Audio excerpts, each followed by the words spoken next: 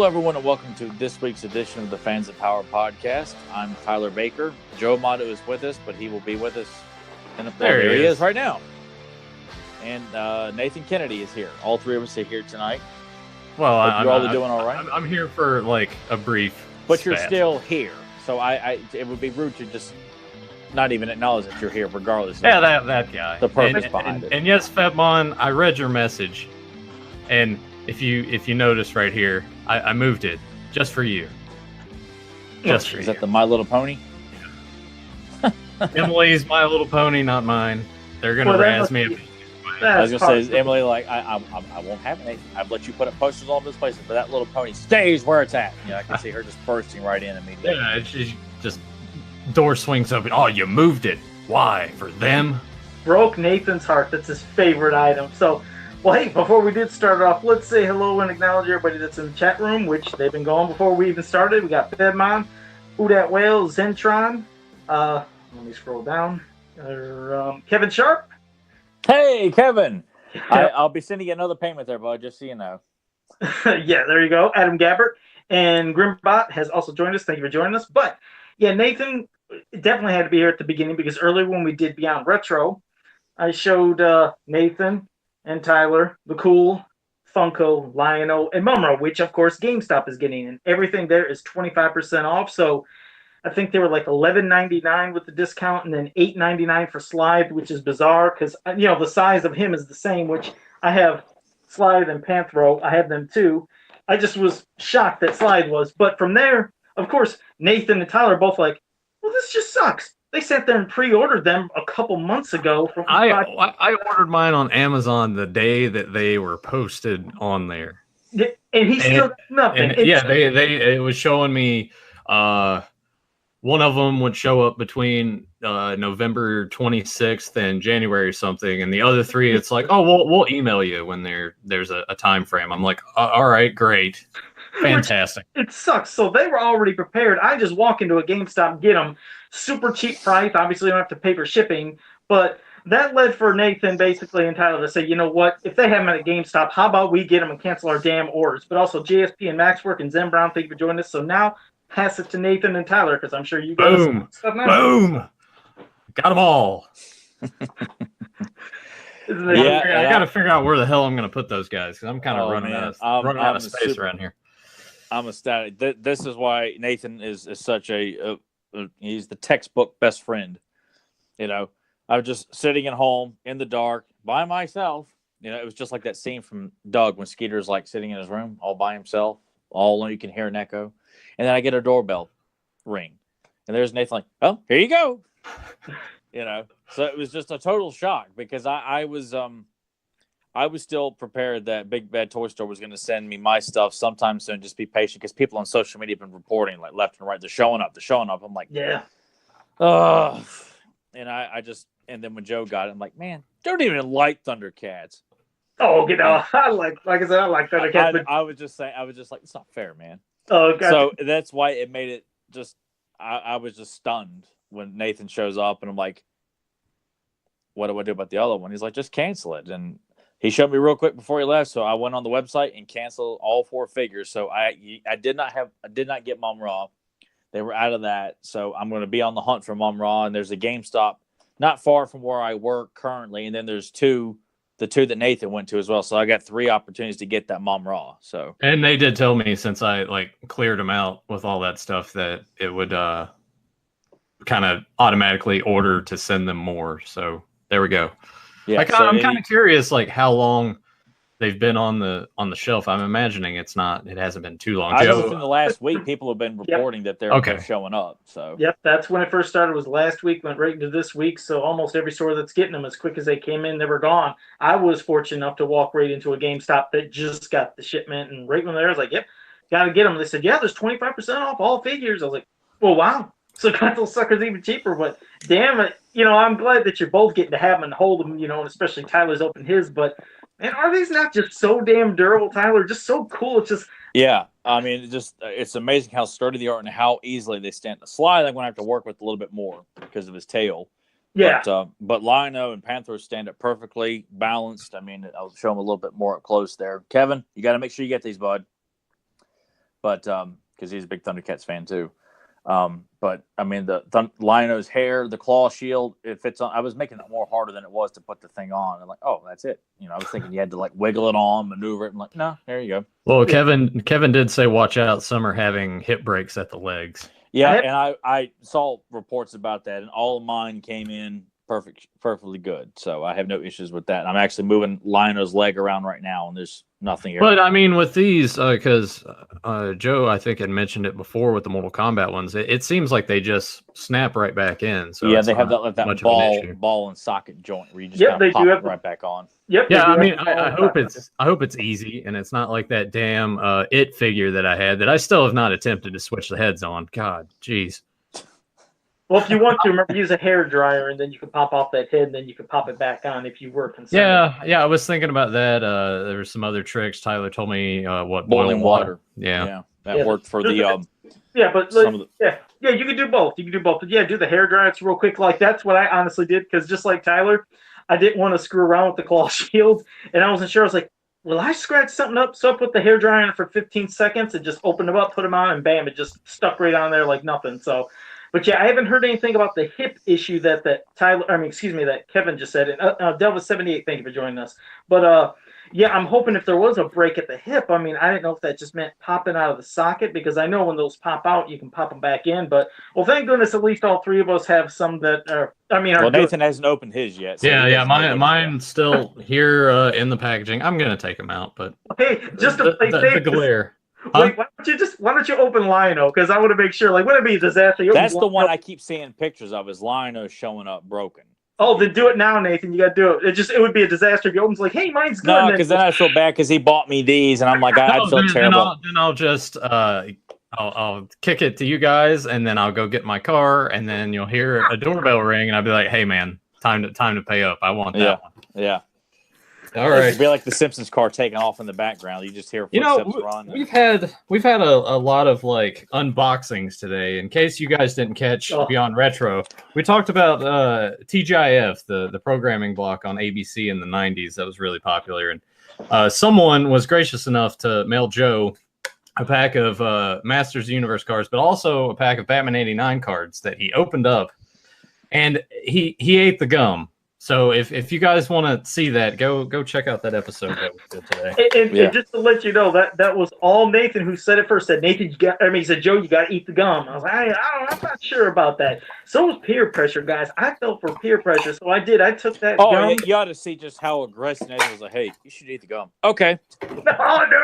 I kept saying, hey, guys, he's all good. All right. Good. Thank goodness it didn't break. So fantastic. Yeah, and the thing that Joe used to get the taste of that gum out of his mouth is right here. It's Dave's Insanity Sauce. You still have that there, okay? Well, I did, just in case I had to get an urge for a little taste of it, drink during the show. But why would you get the urge to drink hot sauce while talking about He-Man?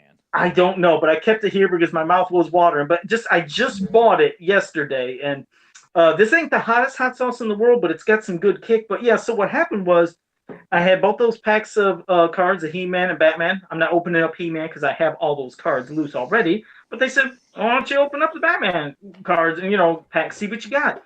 And the gum was in there, brittle into pieces. And they was like, man, you should eat. And I was like, will this make me sick if I eat it? Like, no. I was like, I don't think so. And then I changed my mind. I'm like, yeah, Joe, you know what? Maybe you shouldn't. Yeah, basically he did. So anyways, by that point, he had already had it in his mouth. Basically. Yeah, which I had to do under my mask. They heard a crunching on the show because it just dissolved them, but it tasted, I don't know. I'm not saying I eat crayons, but maybe it could taste like crayons, but it was so disgusting. Tastes like the smell of crayon, probably is what you're trying to say.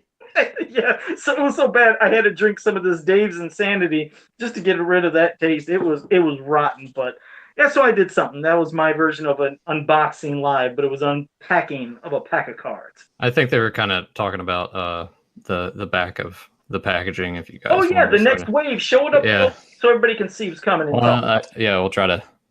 It's not wanting to focus. There you go. Yeah, so there's wave 2. Yep, you got Jackman, Monkey, Chitara, and Tigra. So, and I can only imagine those. I bet you about in a month or two it'll be out. I don't know. I hope so. I hope soon because I want Monkey so bad. The thing that I'm wondering is, will they be out before or after the Conan line that we're waiting to? Because damn, is that not going to be cool to have Conan figures this size and just have that next to Lion-O and He-Man? And damn, that'll be pretty damn cool. Just why can't Super 7 give us stuff like that? You know what's crazy? I'm like, all we're getting is just He-Man, Skeletor. I was like, why can't we get this stuff? Why? I kind of feel like, instead of Filmation variants, give us stuff like this. But what's funny is Grimbot in the chat room said, could you imagine what a Funko line could be for Masters if they did these?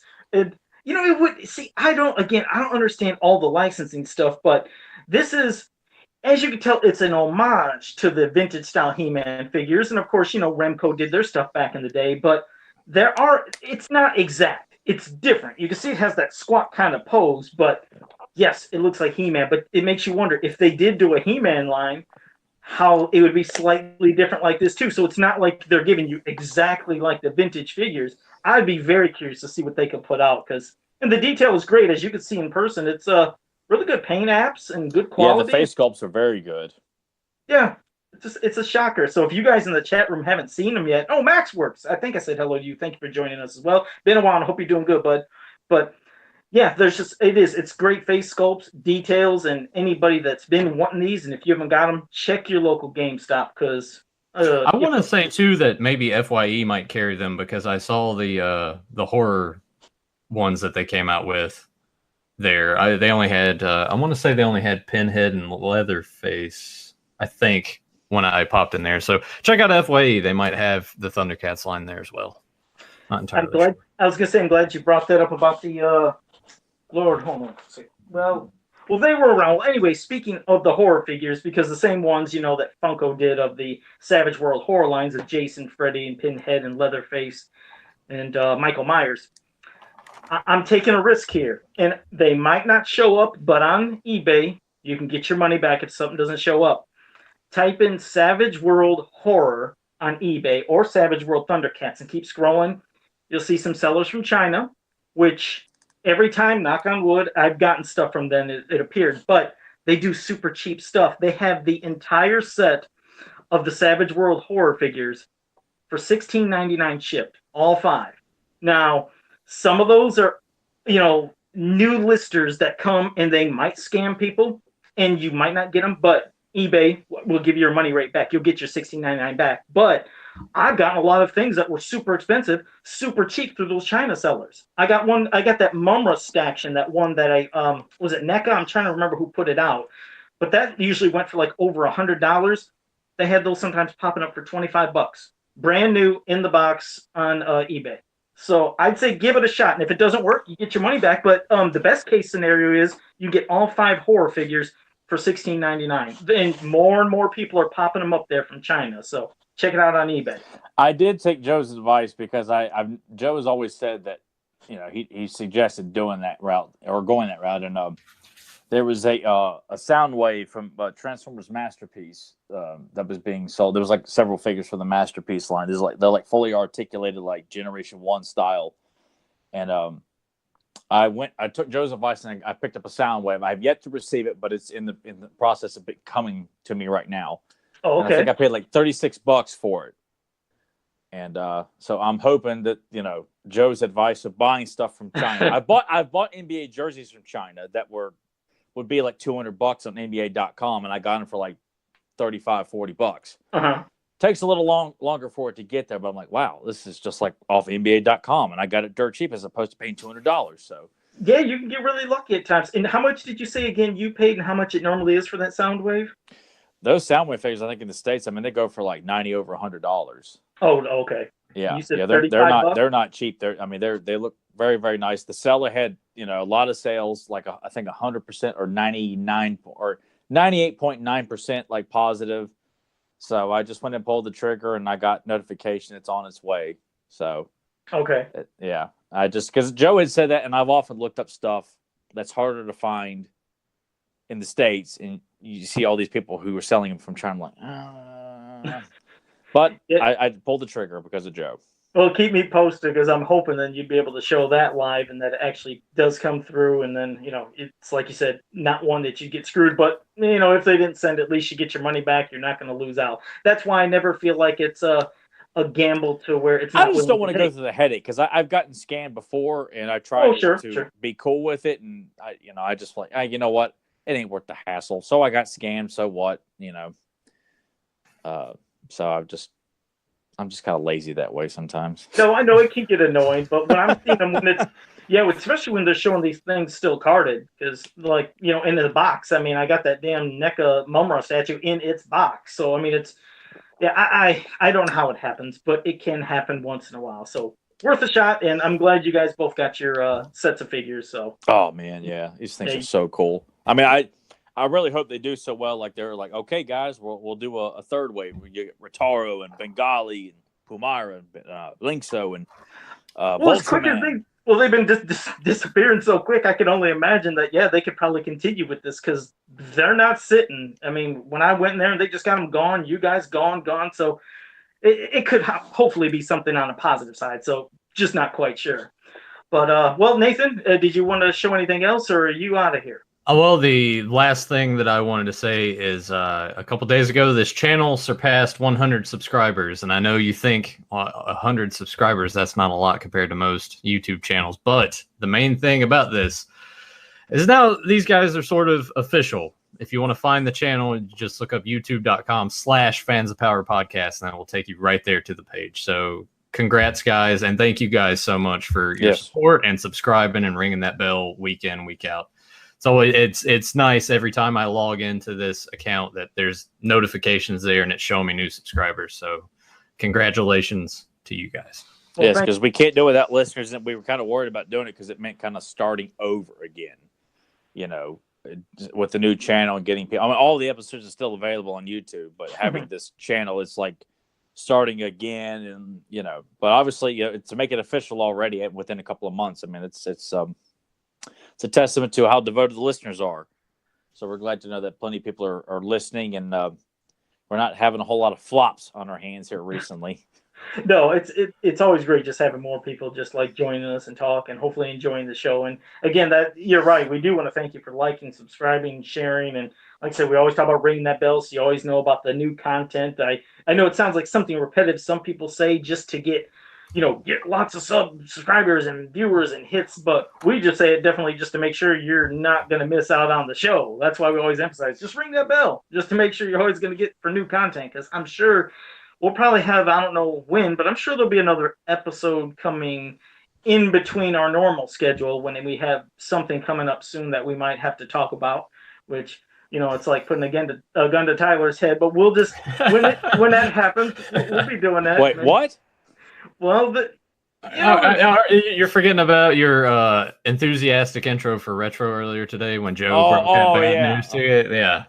Yeah, so I don't know what he was talking about. Yeah, so that one, it'll be a bonus episode. Oh, wait. So, okay. Now I wasn't even aware of that. Great. I'm thrilled to know. And Nathan will have to join us because we need a third person. I'm not going to be like Tyler. I'm not going to just completely dread it. I'm willing to sit down and watch it. So at least given all the stuff you just casually sit through, it's no big deal to you. But I've seen enough, turds on my life to last me 2 lifetimes, and to sit voluntarily and watch the first episode of She-Ra so we can do a bonus episode. Look at Tyler. He's like, I don't know what to do. He's like, I'm Why? done. But yes, we're gonna have to. Why? Because we're gonna have like some of the powers that be behind the Netflix show. We're gonna see. I told you, they're just a bunch of sexist criminals out there. They don't give anything a chance. Well, so Tyler's basically gonna be the guy that watches probably one episode. I'll watch the entire series. Nathan will watch the whole series. So Joe's talking big talk here. Don't lump me in with you, Joe. I don't think I'm going to watch the entire thing. I'm just saying I'm more willing to sit down and watch this first episode than Tyler. He's like, I'll watch 2 maybe. But no, I want to. It's like I said, I'm going to watch it all just so I know I'm giving my whole entire. Who is going to come to you in question? As if the feedback from the trailers. I think it's pretty unanimous. It's not liked. Yes, you've got people that are Well, you know me though. I want to make sure I know everything for that whole season. Well, because you never know if Noel Stevenson's going to show up in here and just be like, you know what? I heard that Joe guy. He rummages around, hides behind the bushes at McDonald's naked, waiting for a kid to come out with a Happy Meal. Yeah. No, but I can say there's no way that anybody from DreamWorks or Netflix or that show is even aware of our podcast. So I'm telling you, there's no way. Even so, I don't see that woman or anybody who worked on that show going out of their way to contact, 3 guys on a podcast that they probably just, it's just a bunch of, man kids living in their mother's basement, can't let go of their, of their childhood because it, just all the same cliche remarks you get for being passionate about these properties that would not be around if we weren't still talking about today.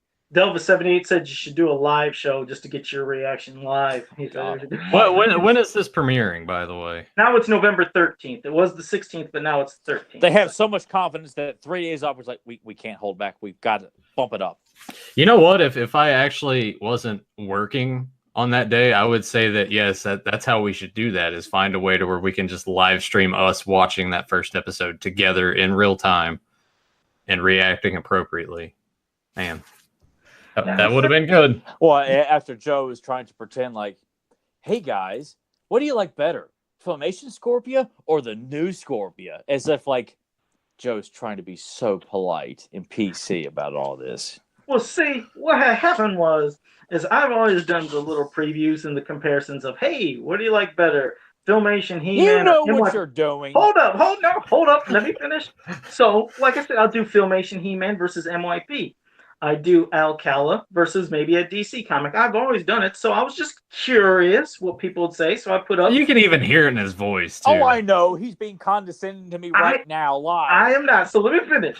So I put up because we can't hear the smile behind your mask right now. There's probably reeking of hot sauce all over his teeth. So I put a Filmation Scorpia, a Netflix Scorpia, and I said, which design do you prefer? And everybody, pretty much unanimously said Filmation Scorpio. But now I did it just to kind of say something, meaning everybody said, I thought there was no agenda, Joe. Really, hold on. No, because everybody says the old She-Ra cartoon, not only is the animation horrible, but they say it is ugly and cheap looking. And this even comes from New York Times. It's cheap looking. So I said, I want to try to do a theory because everybody says... Who the hell at the New York Times took the time to write that? Well, it was an article. I'll link you. But like I said, it is actually leading up to something. So they all say the reason we say that we don't like the new Netflix designs is because we can't let go of the past. And we don't like anything past, the original Filmation. So I said, now I'm going to do the other thing I've done in the past. I put up Filmation Roboto, MYP Roboto. And almost everybody went to MYP Roboto, a cartoon that came out towards the beginning of the 2000s, years past the stuff we watched in the 80s. So I was just trying to show that, yes, people can love and appreciate new designs if they're done to where it really looks good. I know what you did there. And you had planned to do this in advance, so therefore... because Joe is the patient person that he is, the patient mob boss, you put out that Roboto post to prove a point. Then you come along. I knew what you did. Well, like I said, I did it just because, again, we are willing to have new cartoons and changes. If they're done to where you think, damn, that looks amazing. But honestly, I'm just giving my impressions of what I've seen from the trailer and some of those pictures. Nothing has made me say, damn, that looks amazing, like I did when the MYP cartoon came out. I was flipping. Like, I was like, Jesus, God, would you look at Trapjaw? Would you look at Triclops? Would you look at Beastman, Clawful, Whiplash? I mean, almost like, whoa. So I'm holding, obviously, my opinion of the show until it comes out and see how is it actually going to be, like the stories and everything else. Will it be something really super good? Because, again, they said the Filmation cartoon was campy. So I was like, why is it that every time they promote this cartoon, they piss on the original like it's crap? Because they're lazy as hell, and none of those people did their homework, and we're going to prove it tonight by doing a commentary for a particular episode. Yes, and we'll kick that show in the nuts. Right, and then we'll see, was it campy? Oh, was it horribly animated? Oh, was it an ugly style? This ain't living in the past. Like I said, it's just looking at something that looks good And yes, I know they want to talk about animation, like, oh, but they reuse the same stuff over and over. Oh, okay, hey, it's Joe's Trick or Treat voice. Yeah, we understand. Yeah, we understand. Yes, that was done. Of course, it wasn't the biggest budget in the world to do it. But as that show went on, more animation was added, especially for She-Ra. She-Ra was lucky enough to where they got it, because by the time He-Man was off, well, here came She-Ra. So She-Ra had a lot of new animation, especially in the episode we're going to talk about tonight.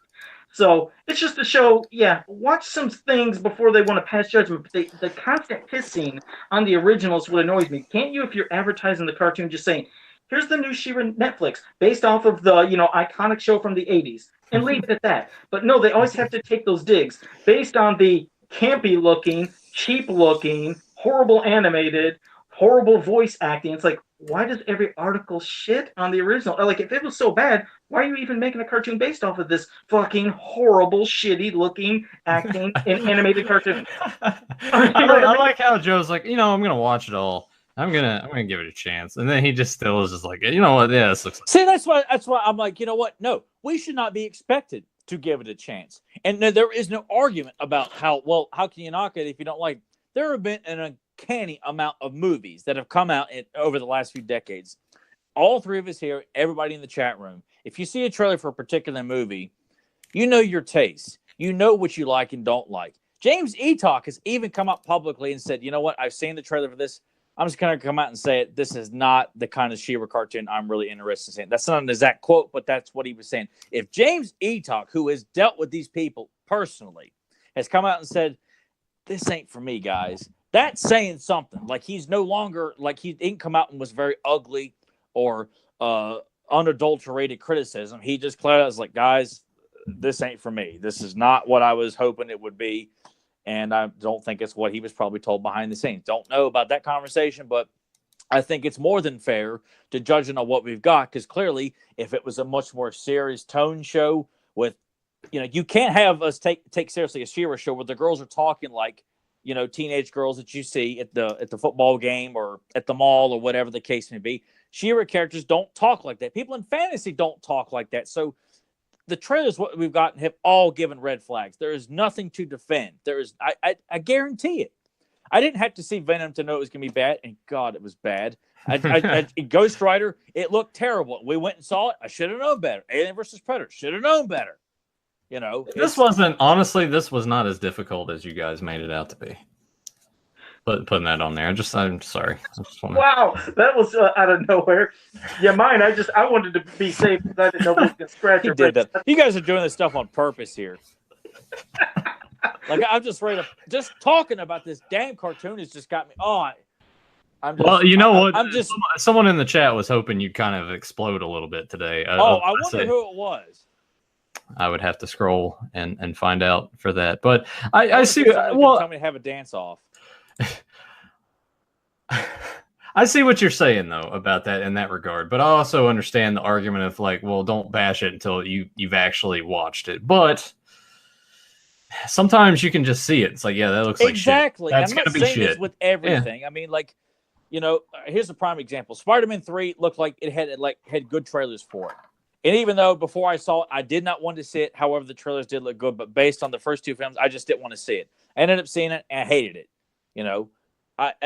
There are no complete guarantees when you see trailers, but look, exactly, because the new the Nightmare on Elm Street remake, the trailer for that actually looked pretty damn good, and the movie's just god awful, train wreck. So yeah. There are examples of all of it, but I think it's safe to say, guys, if you were going to make a $10 bet that the show is not going to be what we deserve from a She-Ra show, story wise, voice acting wise, character development, character portrayals, we're not going to get it. And I'm sure there will be some people who think it's great. And you know what? I wish I could think that the same way they do. But I don't feel like people who clearly, like myself, and I'm not just saying it for me, I'm speaking for everybody. Everybody that has come out has seen the trailers, has seen the character designs for Bo, Scorpia, Frosta, all the characters, and you think they're ugly and lazy and unoriginal. They don't look epic looking. The women don't look beautiful.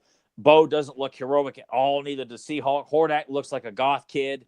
Imp looks like a baby. There's nothing positive to say about what we've got. So I think fans are entitled to be very displeased with what we got and not have to go the route of forcing themselves to sit through something that clearly is just going to make a lot of us angry. Yeah, well, you know, as for me, like, I mean, you know, like, especially when I'm watching all my Friday the 13th, Halloweens, and something that, you know, I'm passionate about, I definitely want to be armed when I come into combat. But that's what I mean. If I was to go into a, let's say, discussion and somebody says, well, what are the reasons you hate the new She-Ra cartoon, like, when it comes out? And I'll say, I watched one episode. That's why I want to make sure I watch them all. But see, hold up. So I want to make sure I watch them all so I actually have my ammunition, just in case. Like, yeah, but what about in this episode? You can't say that because of this. I want to make sure I know everything that is happening there, so I don't come in unarmed. So that's I say this too, because you know it works both ways here. If you got fans, which I'm sure most of these fans are quite lazy and never watched a single episode of the original cartoon, or if they have, they just skimmed over it like the morons who are working on the current show. You know, then you know what? Have something to back up your argument too. Why the She-Ra cartoon from the Joe, I'm talking here. You made me laugh, and I spit inside my mask. What? How did I make you laugh? Go ahead. Go. You guys are just doing this just to, you know. All right. What I'm saying is that, you know, these apologists, these social justice warriors, because that's how their mentality is for a lot of this stuff, where I feel like they're just coming out and defending it just for the sake of it. And the whole, like, it's not meant for us guys, you know, it's meant for my daughter. I'm like, shut the hell up, man. You know, stop telling us we don't have an opinion. You have yours and I got mine. This is going to be the equivalent of Tyler eating live on the show that one day if I'm just unboxing these. Oh yeah, when I was eating a protein cookie live, and like the argument of like I'm going to watch with my kid. You know what? That's fantastic. That's great. If your kid can sit and appreciate it and enjoy it, and fine. And it sort of carries on that legacy to your kid. Cool. But, you know, it's... These people have no right to tell any of us, and anybody in the chat room, anybody listening to this tomorrow or the next week, next month, next year, whatever, like, you have every right to be upset and displeased and just really uninterested in what's being shown. And you know what? You shouldn't be expected to watch it, because I think it's safe to say they advertise what you're going to get for the most part. You know, like I clearly knew what Venom was going to be based on the trailers and what Sony's reputation was, and we got that and then some. You know, and that's a current example, you know. So I think it's a safe bet, man. We are not going to get something that is, in terms of quality and enjoyment and definitely rewatch factor, that the original show has got. Well, I'll ask you guys this. Tyler, I already know your answer, but Joe, I'll ask this. Well, whatever. I imagine you guys have got to be excited when this finally just comes out, so you can just finally put it past you. I was pretty much just kind of ignoring all of it because I wasn't going to watch it anyway. Like I was just kind of like, when we're done with the podcast, I don't really think about it that much. And when people post about it on Facebook, I'm like, I just ignore it because I'm not going to actually contribute to it. And when Joe posted the new design of Frosta, I posted like a dry heaving meme of Jim Carrey from Dumb and Dumber, like to show like, yes, this looks awful and repulsive, lazy. And that's the only thing I've ever done, because I'm not interested in just kind of jumping in, because you know what? When I see the masses, the majority is all against this new show, I'm like, you know what? I don't need to add to that, because everybody is speaking for me. They're saying exactly what I'm thinking too. Yeah. So, you know, and I like how Joe is pretending to make another point when really he's just showing, see, people don't like this new show.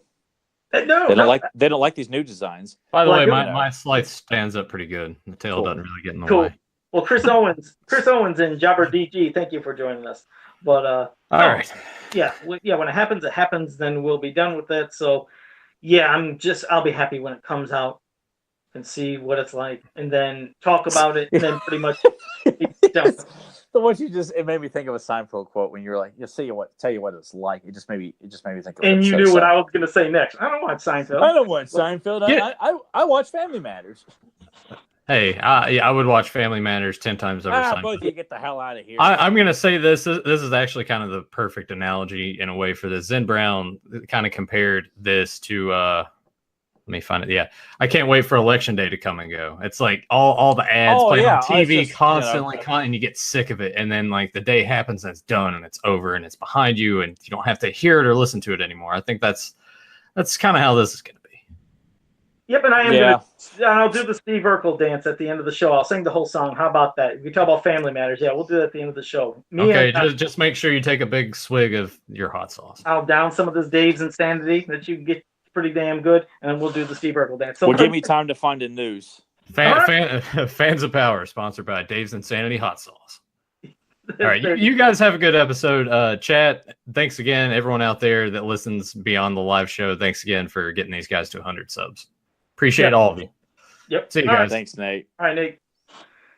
Okay, now Tyler. God, man, I know. Before we start off, this is why I don't participate in those conversations, because I just don't like, making myself so angry. And here Joe is like putting a gun to me. You're going to watch that first episode, and you're going to like it. Yes, you are. I'll be there with you. Joe will show up somehow right at Tyler's door. He's like, what the hell? Now am I actually meeting this guy in person just for this episode? But yeah, we'll see when it comes to that. But we're going to talk about a story from the newspaper comic that Terror Takes Time. Then we'll do a commentary for Unexpected Ally. But I wanted to remind everybody that next week is going to be our 3-year anniversary, which it actually was, if you technically 3 years ago that we started this podcast a couple weeks ago, but how episodes pop into different dates and times, this is our official 3 years, because it's episode 156. So that'll be our 3 years. And for that, we're going to have, like I said, real big portion of the show is basically going to be for fans. It's going to do the Masters of the Universe Jeopardy, where we're going to give you chances to win prizes. And Tyler, did you still have some of your mini comics that you'd be giving away? I couldn't remember, or what? I do. They are right here. I've got a few copies to give away. So we can do that. And I have, while you're thinking of what else you might give away, I don't have it here right by me. I have a lot of stuff downstairs that I forgot to bring upstairs now, so I can't get it while I'm doing the show. So it'll have to wait. But I have that vinyl 2-pack of Skeletor and Faker. It's a cool thing. It's like different stylized figures of Faker and Skeletor. It's a 2-pack, hasn't been opened. That'll be one of the prizes we give away as well. So we'll have, like, I don't know, 3, 4. We'll see, whatever you think would be a good amount. But we just want to involve the fans, give them a chance to win some stuff. And it's a way of saying thank you for, always being here with us live and watching the show and just making it fun Sundays for all of us. But go ahead, Tyler. Yeah, we'll definitely have. We got God, these cords. I hate. It's like I wish. All right, hang on a sec. Can you guys hear me with the headphones? Can you hear me? It's a little less static. I can hear you, but it sounds a little static. Like, what about you, Nate? I can hear you, but you sound very distant. That's why we went to the headphone thing to begin with, because it just honestly the audio portion of it sounds better. I know the cords get in the way and your big muscles kind of struggle with like moving your arms around and whatnot, but he's always like, where the weight room is. I can't move over to the left or the right. last thing I heard was you saying I had big muscles. What was that now? Said your big muscles get in the way and you get all like clunky and awkward. Yeah, I'm like a Clydesdale here with this wire and it just flopping all over the place, and jerking stuff out of the wall. And well, at least you don't turn your head with your body like this. You're not that big. You can actually move your head side to side without it being with your body like that. Well, so that's for like those big, like bulky, like power lifters. I'm like, that's nothing, But no, definitely want to have like categories, and we got to figure out what the 5 categories are going to be, and have 5 questions for each one. We'd have to do one on the movie, we can do one on Filmation, we can do one on the mini comics, we can do one on NYP, we can do one exclusively on She-Ra. But we got to get that set up this year or this week. So next week, this is for people who are tuning into the chat. So we apologize for people who listen to this after the fact, but we're doing this live. So, we're not doing this to cut off, viewers or something. It's just what we're trying to do this live with the people who are currently listening at the moment. So if you can, but try and make a point to show up. You can be a part of it like everybody else. And if you can't, if it's a success, we'll do it again. And we've done it before where we've done trivia, and it's also involved not only just doing it live, but afterwards, people who weren't even part of the chat room were able to get some of the trivia stuff we did when we were giving other things away in the past. So, we've done that in the past, but this one, you're right. It's something just special and exclusive for people that are right here in the chat room all the time, just being dedicated and hanging out with us on on Sundays, and just having some fun. Yeah. And so I'll try and see if I can. I don't really know of anything else I could use to give away though. Hey, wait. Max Works, our buddy Carson Clinch, the one who's working on the mini comics that you do, he just popped up in the chat room. He said, "How about this for one of the prizes?" He said, "How about somebody can win a position in a future mini comic of yours to be like in a panel or two?" So I had thought about that, but I like I said, I don't like to throw it because Carson's done that with the one he's currently working on. Carson, well, he's offered it. I mean, he offered it. Yes, so all right, yes, all right. That'll be something too. All right, you heard it here. If you want to be in the third one, not the one that Carson's currently working on, the Clamp Chip Ninja one, but the next one, which me and him we toss around ideas all the time. It's most likely supposed to be the Blade mini comic. Well, thanks for that, Carson. That's a hell of an offer for somebody to be in a mini comic. That's pretty damn cool. Yeah, you'll probably be like in the Leech mini comic, where he drew a victim of the beast monster that was getting ready to get eaten, and I think one of the palace guards in the current one is someone he knows as well. One of the palace guards that goes down into the caverns of fear with Clamp Champ is someone he knows too. So it would be like a character that's kind of a background character or someone that's just part of the story, but not like we probably won't draw you as Blade or He-Man or something like that, but just someone that's a character running around on Eternity or something like that. But yes, I'm glad Carson brought that up, and thank you again, Carson, for showing up, bud. And so we'll offer that copies of the mini comic, Joe's vinyl set. We'll see if something else comes up. I say if anybody wants to donate something, just for fun or something like that, can always do that. God, I wish I had like one of like an extra print of Kevin's to give away or something like that too, because he does amazing. And I've got some, but I don't want to give them away because they're mine. They're mine, damn it, they're mine. Yeah, but if I had something like that, like one of Kevin's art prints or something like that, that'd be fun to give away too. But yeah, we'll figure out some other prizes. Yeah. But at least now, you have some time to prepare. Know to be here next week. I'm sure some of the questions, yes, they're probably going to be Google ready, but a lot of these questions are not going to be Google ready. Yeah, we won't tell you. Now, I will say this, like, Joe, just so we can tell people in advance on what they can expect to do.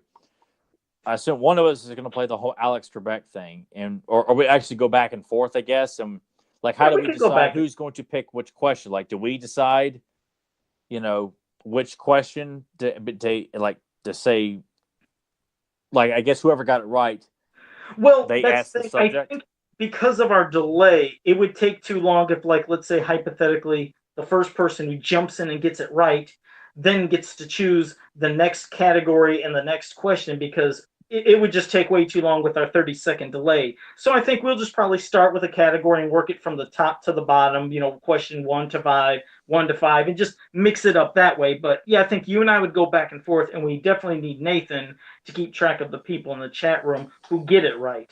And the other thing is, now see, you never know who might pop up in the chat room late, and they might miss the rules, meaning we were at one time going to say, well, since it's Jeopardy, you'd have to form it in a question like who is or what is. But if somebody came in late and didn't hear that and answered the question, didn't get it right, I would feel horrible that they got it right, but since they didn't catch the beginning about form it in a question, they would miss out. Well, we're saying it now, and we will say it before we actually start it next week. You must answer in the form of a question, because I will say this: if this is the rules we're setting up, guys. We want you guys to have fun, but we just don't want people running in just saying it. Like, you have to say it the way we want you to say it. But no, I got it. But I meant, just what if hypothetically there was somebody that missed this episode and the beginning of next week's, but came in 20 minutes late and they wanted to start playing? What do you do? I kind of feel like we can't coddle everybody and fix things just because they didn't hear it. I mean, it's part of the kicker is the constant devotion to listeners. I get why Joe's saying it, but I feel like...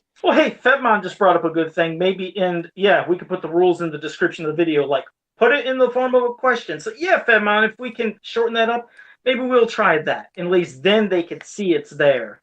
And we can help, even before asking the question, we can always say, remember, answer in the form of a question. So they will hear that every time we do it. So that way, yeah, you're right. They should be able to hear it, understand it, and be able to do it. So yes, yeah. And then I guess we will have to decide like how many winners to have, because we'll have the Karsten giveaway, the vinyl giveaway, and then I can give away a couple of copies of the mini comic.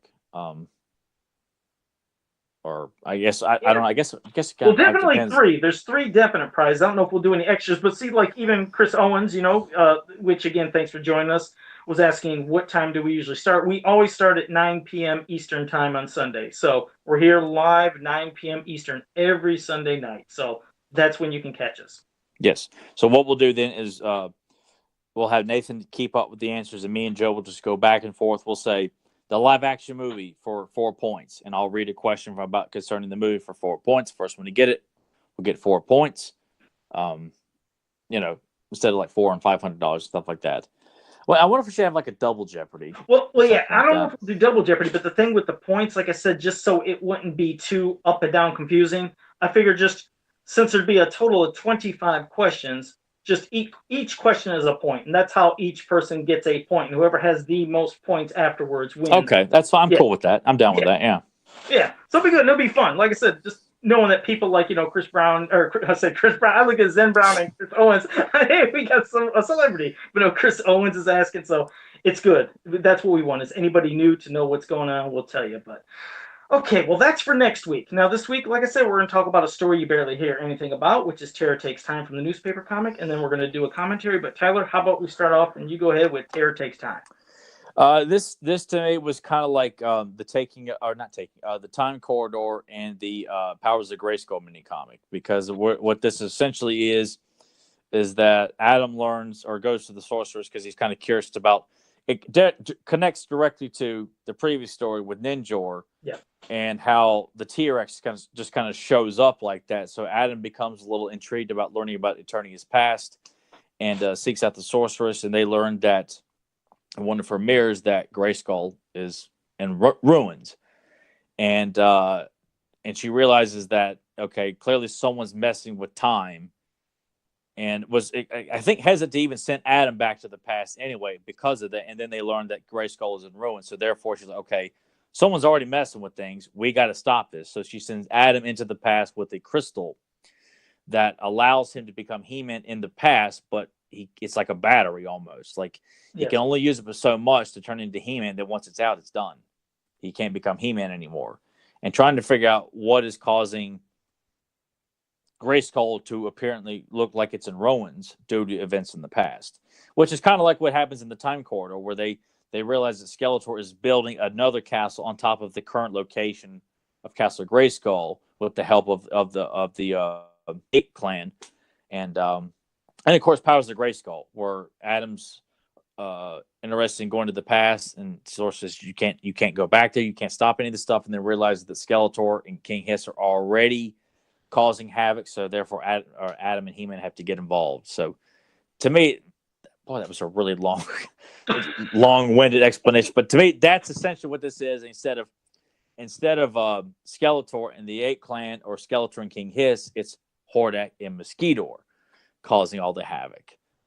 Yes, and of course Hordak under a disguise that he would. Yes, which I did like the fact that Ninjor essentially still didn't know it was Hordak. Yeah, apparently didn't know it was Hordak, but knowing that the Havoc staff, according to the story, is the property of Hordak, and that Skeletor took it, and Ninjor was sent to retrieve it, not knowing that it was Hordak. Hell, Hordak had it on the back of his. That's pretty cool. Yeah, which is for me, it was kind of like almost a little fun homage to his vintage card back on the art, where he has the Havoc staff on the back. Remember, of his card back, his vintage card back. Yeah. So, but yeah, and Orko wanted to go back with Adam. Of course, Cringer sure the heck didn't want to go back, but Orko did. But they didn't want to have too many people because, they basically, you screw up one little thing, it could mess up everything in the future. So they only want just one person to go, which will be Adam. But yes, like you said, he has to have this little crystal, which has some of the power of Grayskull, because if he didn't go, with that, he wouldn't have been able to, I guess, channel the power of Grayskull, because it wouldn't exist in the past. So his sword basically wouldn't even work because it wasn't built. And that's the other thing you find out is why the hell, what is going on in the past that could get rid of Castle Grayskull and the possible future of Grayskull, He-Man, and everything. And yes, it's Hordak along with Horde Troopers and Mosquitor that are taking that rock. And I can't remember the specific name of it. It's in that story. It's Polydorite. Oh, that's what they call it? Okay. And yeah, they're taking all that because that is what builds Castle Grayskull. So basically, by taking all of it, there'll be no Grayskull. There'll be no future. Yeah, because it's essentially it's the stuff that, I mean, that's what the Grayskull bricks, the green brick. It's polydorite. That's what they're calling it here, and that's what made the castle. Was exactly that material. And so with no castle, there's nothing to store and keep the powers of Grayskull, the secrets, or anything. So there'd be no He-Man, which Hordak then would be pleased because then he'd be able to take over Eternia with no problem then in the future. The one thing that I got slightly confused with, all the slaves that he has there. Now, were these slaves that were supposed to be back from that prehistoric time, or did he take them from Etheria to the past? Because there was a lot of references where they kept saying Etheria instead of Eternia, and then Adam made a certain kind of comment about, did you know about Bo and Adora and the one, was it Verona? Verona, thank you, Verona, and then Martin was there too, but Verona was like, yeah, I've heard of them, I know them, but I was like, but how if you're in the past, unless you came from the future to the past with Horde? I got so confused. I would take it as that, I'm sure, the Horde, they're running Etheria. I'm sure they have access to slaves, as we've seen in the cartoon millions of times. So I'd say that they were probably, taking the slaves from Etheria to work for Hordak. Is you don't know what you got available in the past. So therefore, you need to bring stuff with you. So I'd assume, yes, they were taken from Etheria. Okay, I just wanted to make sure because it was like something that had me I had to look back a couple times, like, was it definitely said, or am I missing something? Or was something just written to where it was slightly confusing? But yes, if they went with Hordak to the past, then it makes sense. But yeah, at times I thought when they were making references to Etheria, they should have been saying Eternia, unless they were referencing their Etheria from the future that they came from. And I had one of those like Austin Power moments where I was thinking about the past and the present and this, and my eyes went cross-eyed. But it's still a cool story. And anytime you get to see Mosquito doing anything, because you rarely get to see him in action, is always cool. Especially when he's draining the power. Like when he was doing that, I think it was to Martin. I'm not sure. Was it Martin he was first draining that power, or was it just a regular nobody slave? I think it was a nobody slave. Was it? Okay, well, how he shoved his nose into his back. It almost looked like it was in his back when he's draining the power. But then, like, yeah, hopefully you can find it when you're flipping through. Yeah, I'm trying. Oh wait. See, I know he's. All right. Well, the one I found here is where he's attacked He-Man. Okay, and he got some of his power and definitely enjoyed that because that was the best boost he had. Which then He-Man must have like gave him a jolt of all his power of Grayskull, which kind of like overloaded Mosquito to like short circuit or something. But he says too much energy, which pretty much allows He-Man to recuperate.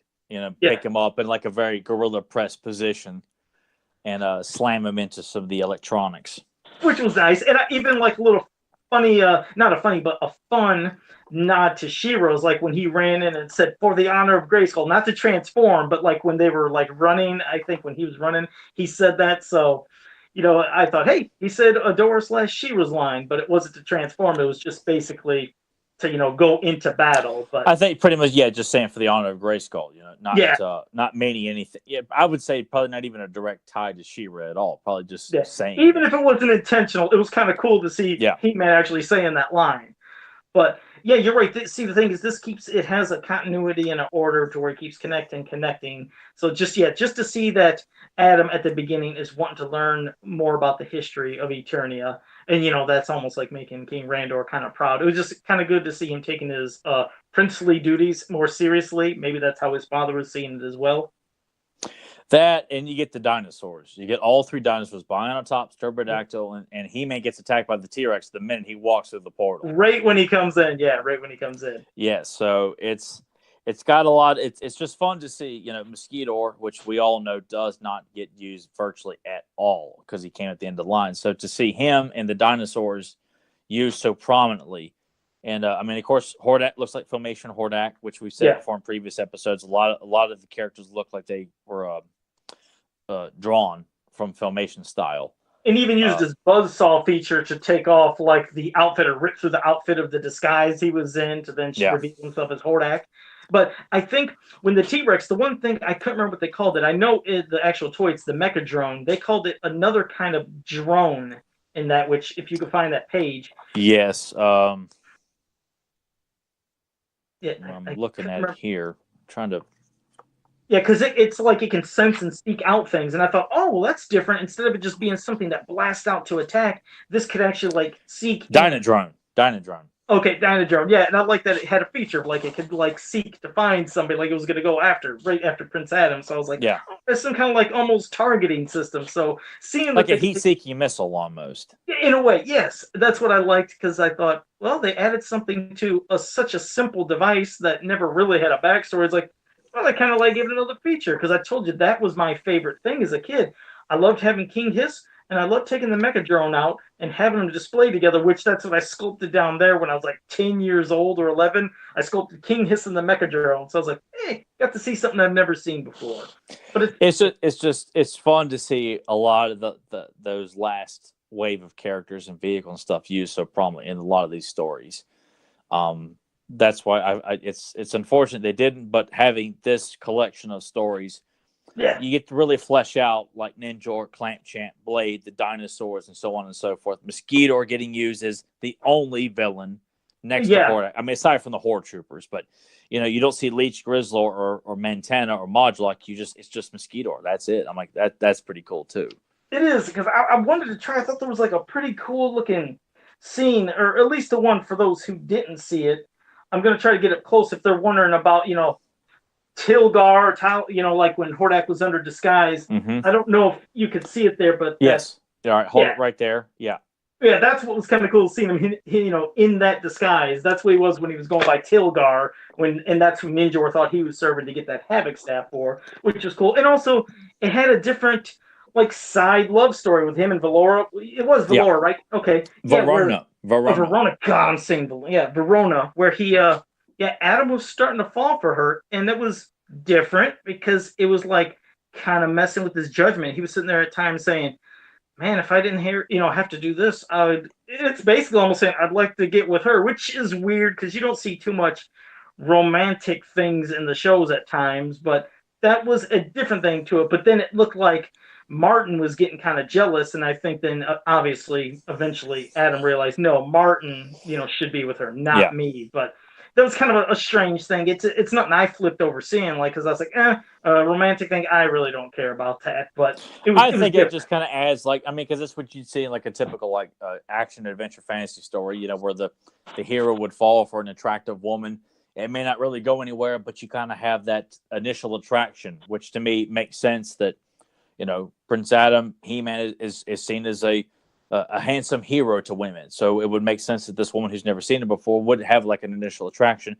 They're not going to be able to act on it because clearly Adam can't stay anyway. But he's got to get back and bed down with cast a spell on Frosta. Well, he definitely doesn't want to do that in the past to go ahead and screw up the future. If he did, then he would have like a lot of.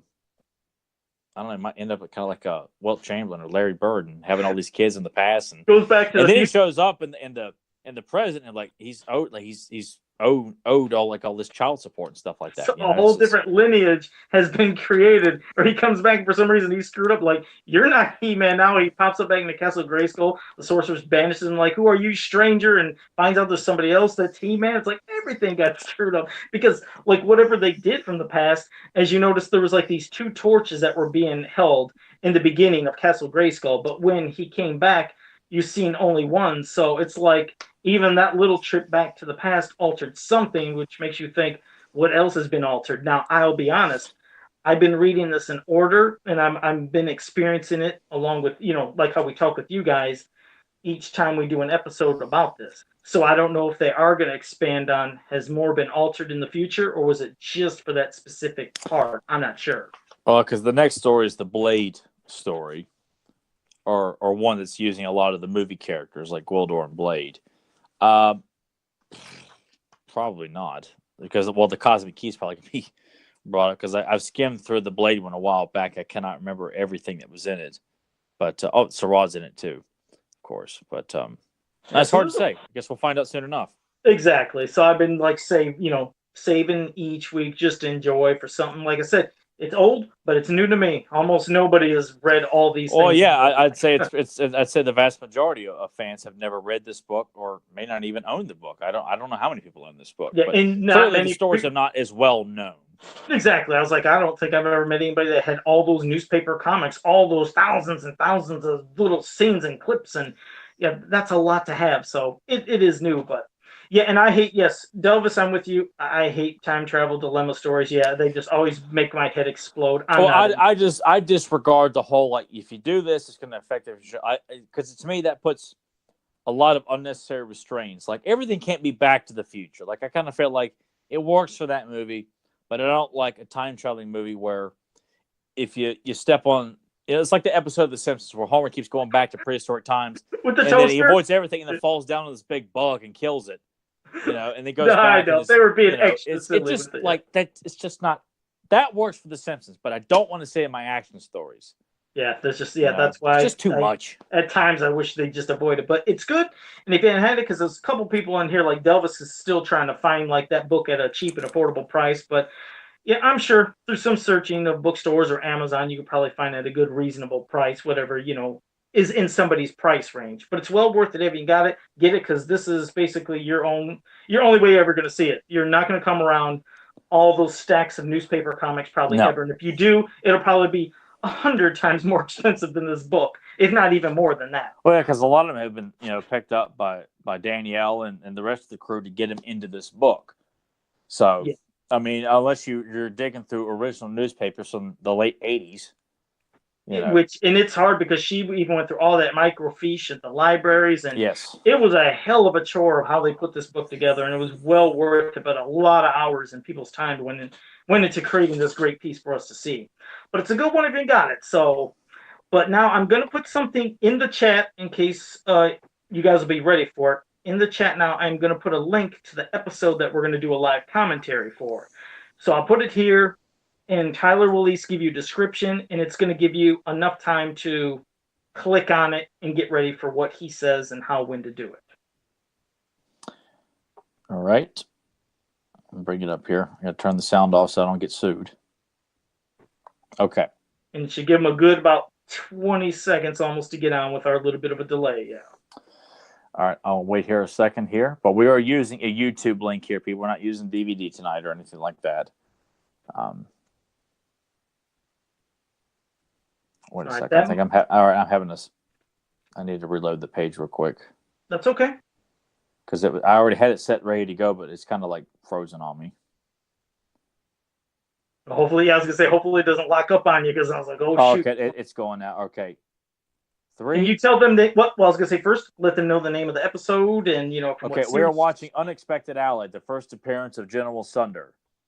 So if you have not seen it, I suggest, well, you know what? Watch it along with us and understand why we like it. You know what? I'm not going to tell you, like, no, don't listen to it. Check it out with us. And I put the link in the chat room again, just in case they missed it. I put that link there. Oh, this link didn't work like the other one. Well, just make sure you find that one link I put above, guys. You can see it and click on it, because Tyler will give you the cue of when to hit it, and then we'll do this episode. All right. I'm going to count down from 3 and hit play. 3, 2, 1, play. Bing. Here we go. Yeah. Cheap animation at its finest. You're about to. Oh yes, people. What a lame ass intro this is. It's so lazy, and look how ugly a door is, and how they're depicting women as beautiful creatures of this beautiful planet here. Oh look, it's Swiftly and looking. He looks like a really fake horse. He doesn't even look real. His proportions are all. Oh man, look at this lame transformation sequence here. I mean, she's all pretty and stuff. I mean, that's not what you want to see in Castle Grayskull. I mean, look at all this. It's just just to say, what a kick-ass just transformation. I mean, God, I remember the first time I seen that in Secret of the Sword when she did that. Boy, I lost my mind. I was like, oh, shit. It was just so cool when she held that sword. Damn, that was a badass moment. Oh, no. I mean, that to me, it blew my mind when I saw it as a kid, like seeing her with Grayskull behind her. Like that, to me, that was – because I didn't see a crossover episode for a little while. And to see that direct tie-in, like I just knew that it was tied to He-Man. I didn't know how, because I was so little, I'm not really understanding everything she's saying in the introduction as well. So it was just, it was so cool to see this attachment to He-Man here. But I saw Unexpected Ally as a kid on VHS and was not impressed by it because no. Mainly because it didn't, General Sunder was just like a regular guy to me. He wasn't like Grizzlord, Montana, or Leech. What'd you think of this family here, at least at the beginning? I felt bad. Like I said, as a kid, this episode did nothing for me. I did not like this episode till I was an adult. I mean, but now you could. Boy, I always. I love it as an adult. All this, this whole opening sequence is fantastic. I just felt sorry for them, just seeing just barely having enough money. They're always having to pay these taxes to the horde who want to now double it. But it's just because not to say again connections, but I could sympathize. Like sometimes, you might not have a lot to eat or enough to eat, and it was just pitiful. And how they treated this family coming in, it was just kind of rotten. But also, you get to see what a lot of people always ask: are the horde troopers? Are they robots? Or are they people wearing an outfit? And I was like, well, they might have wanted to start off as people in outfits, but as it went on, it goes to this right here. I never understood why people think that. Just because the Secret of the Sword in that one shot where they have eye holes, but you don't actually see pupils, and they're sneezing from the pepper. I think that was it. That's just gags, though. Yeah. Here he is in all of his badass glory. Damn! Look how he crushes that like so cool. He is a dominant badass. I was like, wow, that is a. Go ahead. Yeah, I was gonna say George DeCenzo, who's doing the voice of Sunder. Like, God, he's just so commanding. And it looks so mean. To the side like that. Yeah, when he did, I was like, yeah, that's a pretty scary character because you're always used to the horde troopers, and of course at times we seen dialogue mode, but here came somebody else new. I was like, this guy's kind of like a mean sucker. But then he did that delay when they were talking with Mally, and I was like, well, I even as a kid I was like, what's this delay thing? And then, well, of course, what you're going to see here makes you think, okay, was he trying to be a good guy, or was this an accident? When he left that unlocked, it was different. Well, I mean, I clearly take it as that, he is following orders. He is doing his job. And I think mainly because I really feel like it's left open for multiple ways of interpreting his motivation. Like, I feel like he obviously deliberately left it open because even Adora here is going to say, he left the cage unlocked. Like, that's not like him. He would never. Right. He's so precise. He's not that kind of general. So I kind of feel like when we're watching this, we're seeing the gradual questioning of his role in the horde. Like, he clearly, if he had not come in contact with She-Ra / Adora or She-Ra, excuse me, he wouldn't have stayed along. He would have continued on. Sure, but like, I do feel like a little. Yeah, like there's little bits of humanity in him to where he didn't take the entire family. Like, what, in his mind was like, okay, I'm going to at least maybe have mercy on this girl to let her at least get loose. It's rotten. He still had to take her parents, but you thought, okay. Well, because they're the ones paying the taxes, the daughter's not. So I'm not going to take somebody who has not wronged the horde and not paid their taxes. And obviously, too, when he gets back and says, Hordak, you do realize these taxes are unreasonable. You can't expect people to pay these kinds of prices. Yeah, I like that part when he said it because he realized. Oh, it's so cool. That's when that comes up. That's a good moment. I do like that part when he, as everybody see, when he comes up, face to face with Hordak. That was a pretty cool moment, which will be when we get to that part. It's got balls big enough to come in a dump truck. That scene. I mean, that's just all badass. Yep, and here she goes. Adora's like, I'm gonna find She-Ra. She's the only one that can help. And boy, just hit that music, and here we go. Ready to kick some ass. And the way she delivers, like I said, she delivers that line with confidence, with courage, with power, integrity. It's heroic how she says that. For the honor of Grayskull. I love how it's delivered. And for anybody to mock that as being corny or campy, how she says it or how the show's like, wow, it doesn't have to be screamed. You don't have to scream for the honor of Grayskull like you're sitting there like trying to be heard from 10 miles away.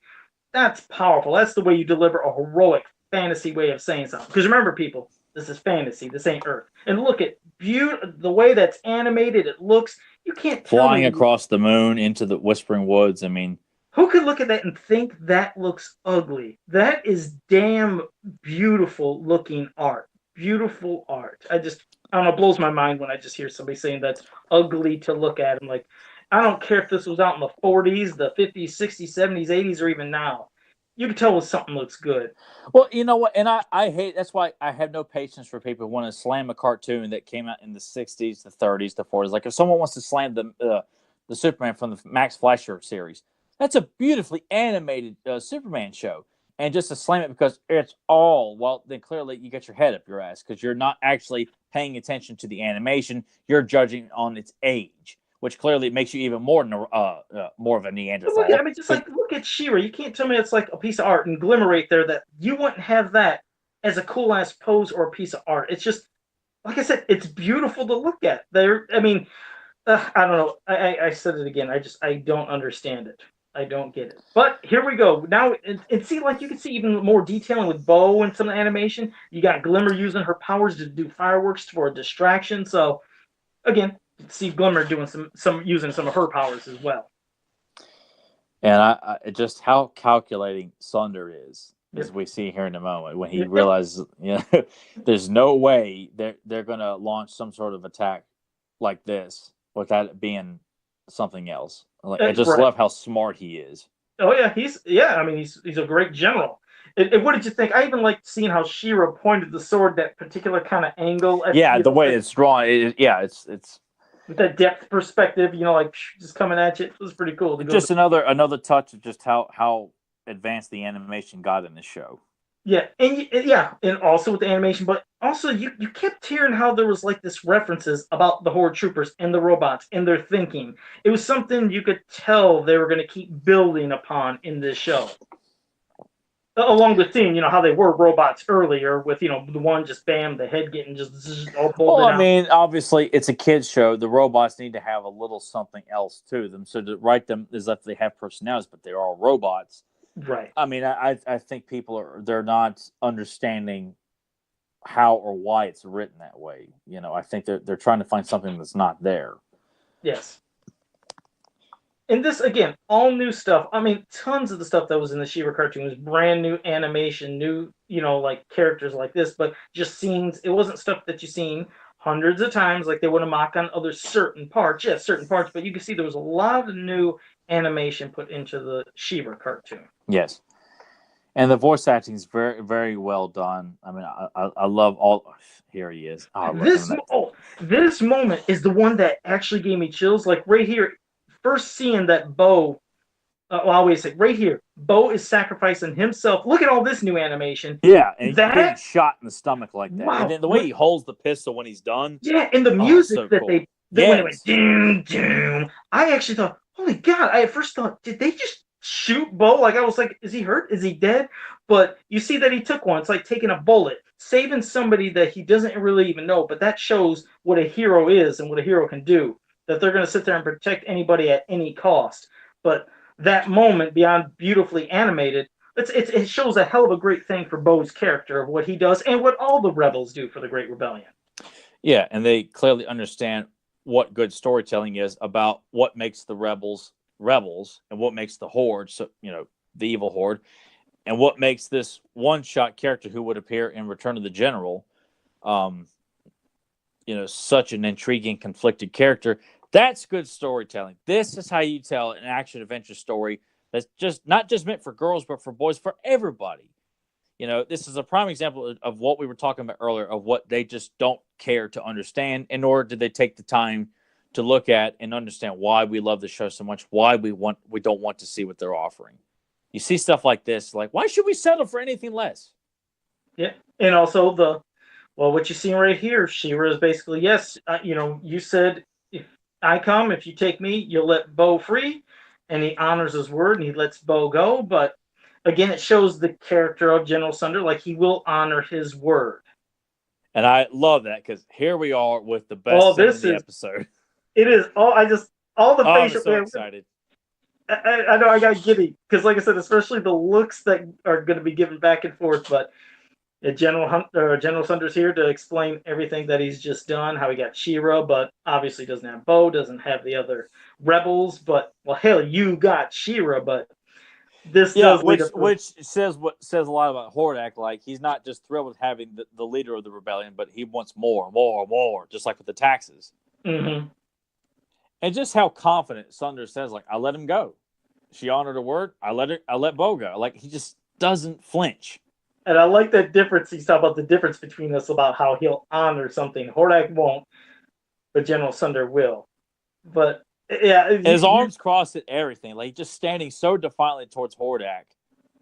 Like, I'm not scared of you. Like, You know, like I could care less. I'm just and speaks his mind. Yeah, he's like, those are unreasonable. Like when he talks about those taxes, those are unreasonable. It's like, and of course, so here we go. There's Montana. You got his little bam splash gag.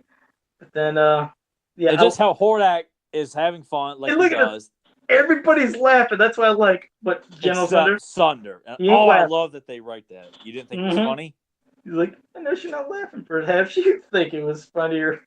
And then it goes right for his holsters. Like, I love it. Try it, man. Like, that's balls, man. That is what's cool. He's basically like saying, you know, like basically, why don't you try it? And like She-Ra staring each other down. Oh, I love it, dude. I love She-Ra's smile. I love Hordak's look. I love that look. And then Hordak's basically, oh shit, you know, like thinking, look at the. Well, never mind. You know, just it's so cool. Because he wasn't scared at all. He's basically like, yeah, you want to do this? We'll do this. He was there ready to draw on him. But yeah, that was a cool gives me chills. It makes me so infuriated with those morons who want to slam this cartoon or anybody who wants to defend the new stuff and then give the finger to this to our show, the old show. I have no tolerance for it at all. And that's why I won't stand for it. And, you know, I'm like, no, I shouldn't have to watch it, but Joe's making me. Yeah, but exactly. But yeah, these are like, you wonder how many episodes they see, which particular ones, how much picking and choosing. I know they did not do their homework and actually watch something like this. They just did like a minute clip that somebody posted on a random YouTube channel. This is lame. Yeah, fast forward and hit mute and see if they can catch characters. Like, there we go. Like, oh, that might be cool. Oh, that might be cool. But yeah, I like that. You know, like, you know, was wondering, would your troops rescue you if you were in trouble? And it's like, you know, I don't know. That's yeah, he's starting to see. Yeah, and really, the action's minimal in this. This is all about character conflict. The whole show is. I mean, it's just, God, I love what we do. Like, we're here to constantly prove points. If you people think we're narrow-minded in our thinking and all I like is stuff from 1991 and earlier, you know, that's a jab at two people who they know who they are. There's Lucky. You know, yeah, there's Lucky. This is an example of why I will not settle for less. I have to have quality, A+ quality in my He-Man and She-Ra cartoons. And even, like I said, even within the darkness and the background stuff they have there, it's just still vibrant. Yeah, everything's still vibrant, even being dark. But I like this, you know, they're having a plan to come in and kind of hide in that big hay, but General Sunder is still seeing what's going on. So it's like, oh, the jig is up.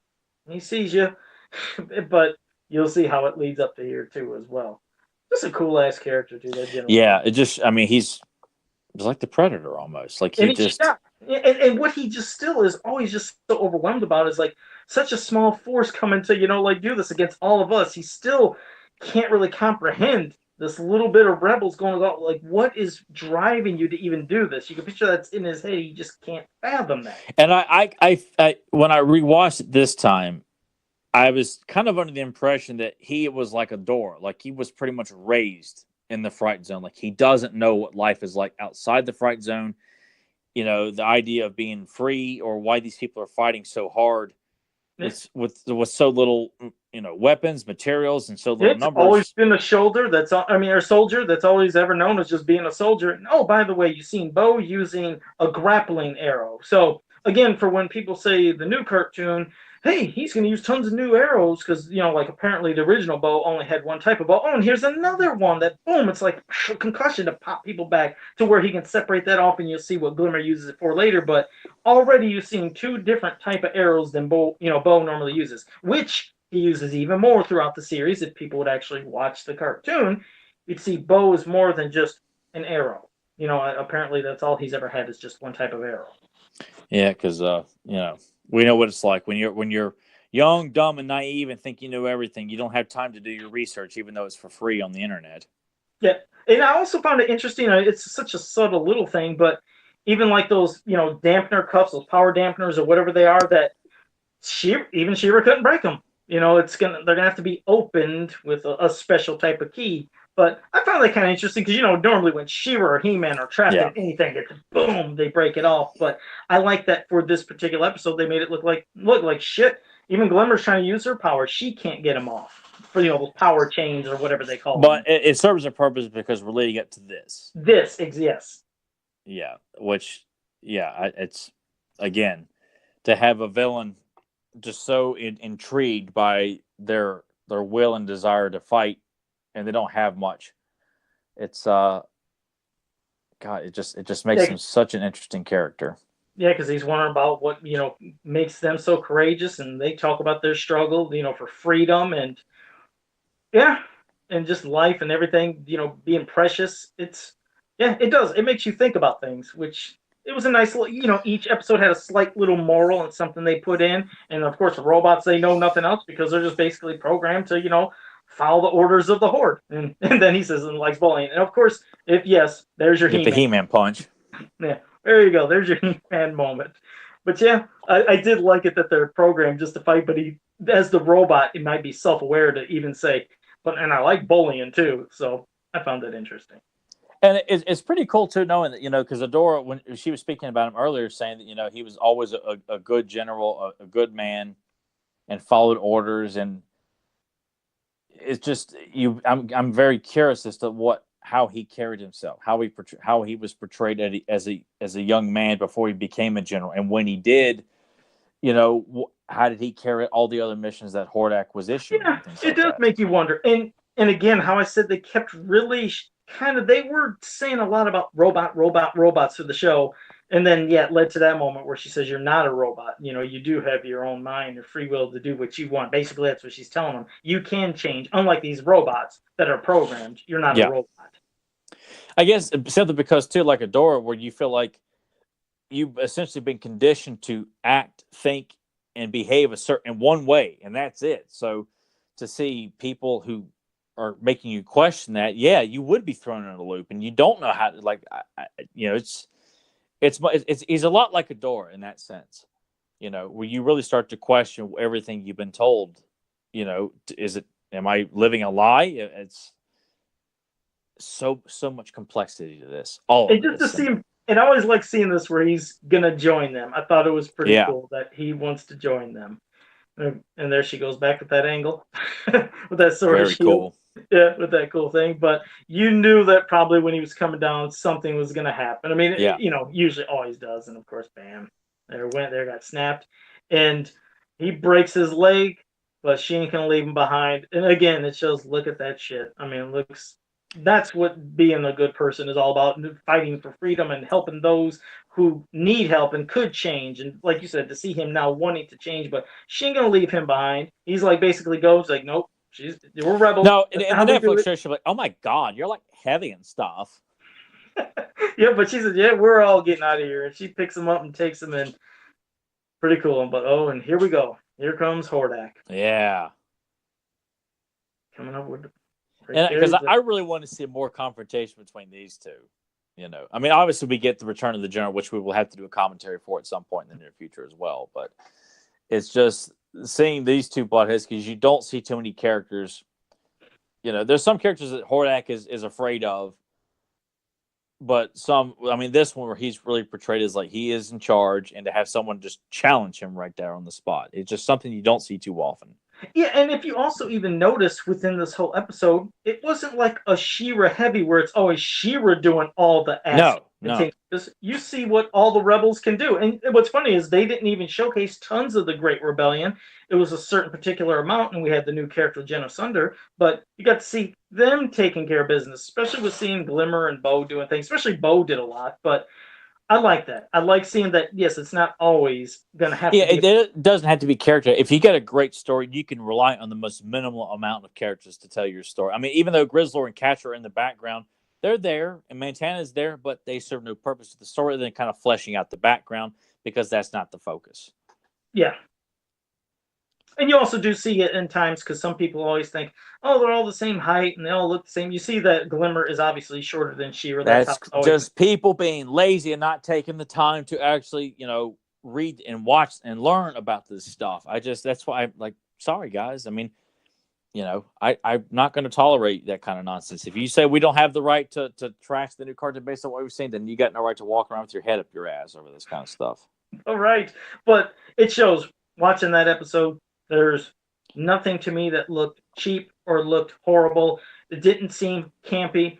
I think, the thing is with some of any cartoons you can go to, and this could be G.I. Joe, Transformer, Thundercats, anything, people can find maybe particular episodes that maybe stick in their head, and they assume the whole series is based off of this, and they want to label something all campy. Any cartoon can have that. Hell, any show could have that of being considered campy. But I think every show, He-Man, Thundercats, G.I. Joe, Transformers, there are duds in every, and we've said this time and time again. We're not saying the entire series is perfect, but we're also not saying that it's filled up with duds, because it's not. And I think people are very narrow-minded in that way of thinking when they say that, because I'm not telling people to sit and watch every episode of He-Man and She-Ra or Thundercats or Turtles or whatever. But there's a lot of great episodes. There's more great than crap. Bad. Yes, because there could be crap within anything. And like even in a series of movies, there could be part 1 or 2 is great, part 3 could suck, and then 4 is good. It happens with all, but just to label an entire series as being cheap, campy, horrible voice acted animation, it's like, that's wrong. You need to go back and actually watch these and give them more of a chance, which they don't do. Especially, you'd think, okay, they would know it all because these exist for anybody to watch. But yeah, I mean, like the Friday the 13th, they all have their charm, but some of the Friday the 13th movies, are bad. And the same thing with Halloween. There's some that I absolutely love that Tyler absolutely hates. Oh, yes. And some, and some we agree to hate. Like I said, I love 4 and 5. I think you tend to like most of them in general, and I'm like, no, just 1 and 2, and that's it.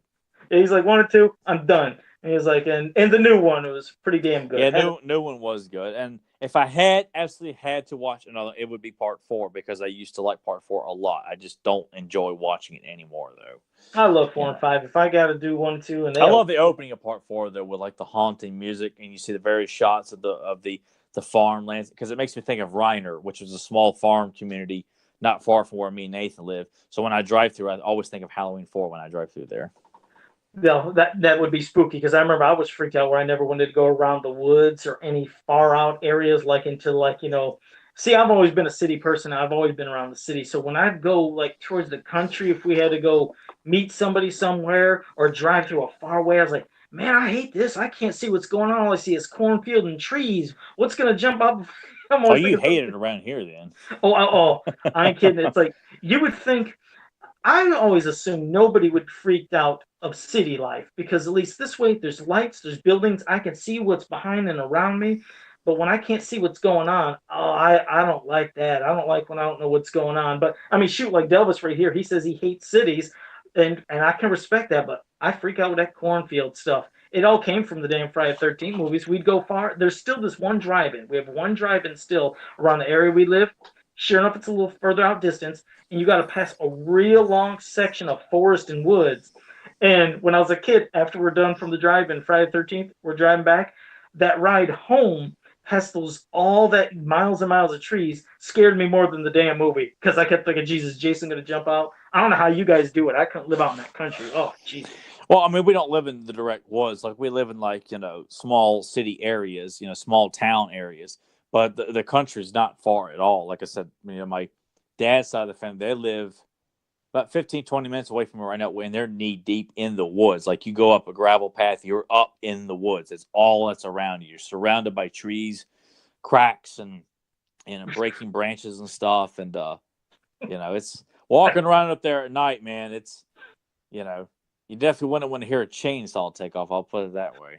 I could imagine. Well, I wouldn't want to imagine, but I could imagine.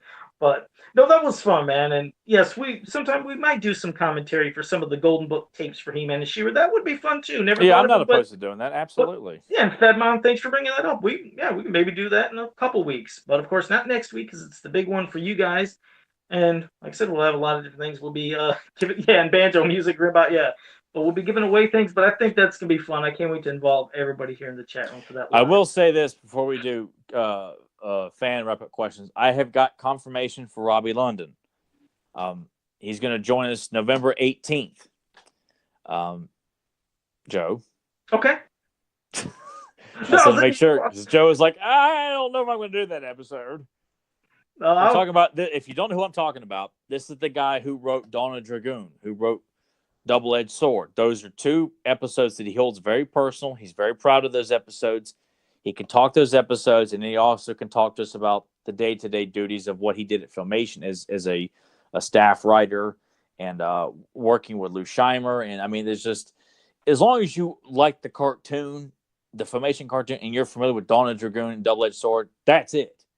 I think if anything, even if people aren't familiar with Double-Edged Sword, I think most people do Dawn of Dragoon. I think most people do at least remember that, and especially the characters. So at least I can get them ready too, so we can always hype that up so they can watch it, get fresh in their head.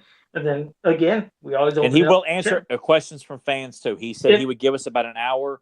He's worried he won't be able to talk about as much, but I don't think he knows who he's dealing with. The way you and I ramble. That's what I'm saying too. Yeah. I didn't want to tell him that. I just keep saying how excited. And he was like, "Well, don't get too excited because I don't know how much I can remember." He keeps telling me that over and over again. Well, I think he'll have a blast, and like especially when we always open it to the chat room so they can ask questions as well. Which right now, while Tyler will be saying some of his closing stuff, if you had any questions you want to ask us regarding from anything from the comics, cartoon, mini comics, the movie, whatever, pop it up here right now. We'll answer them for you.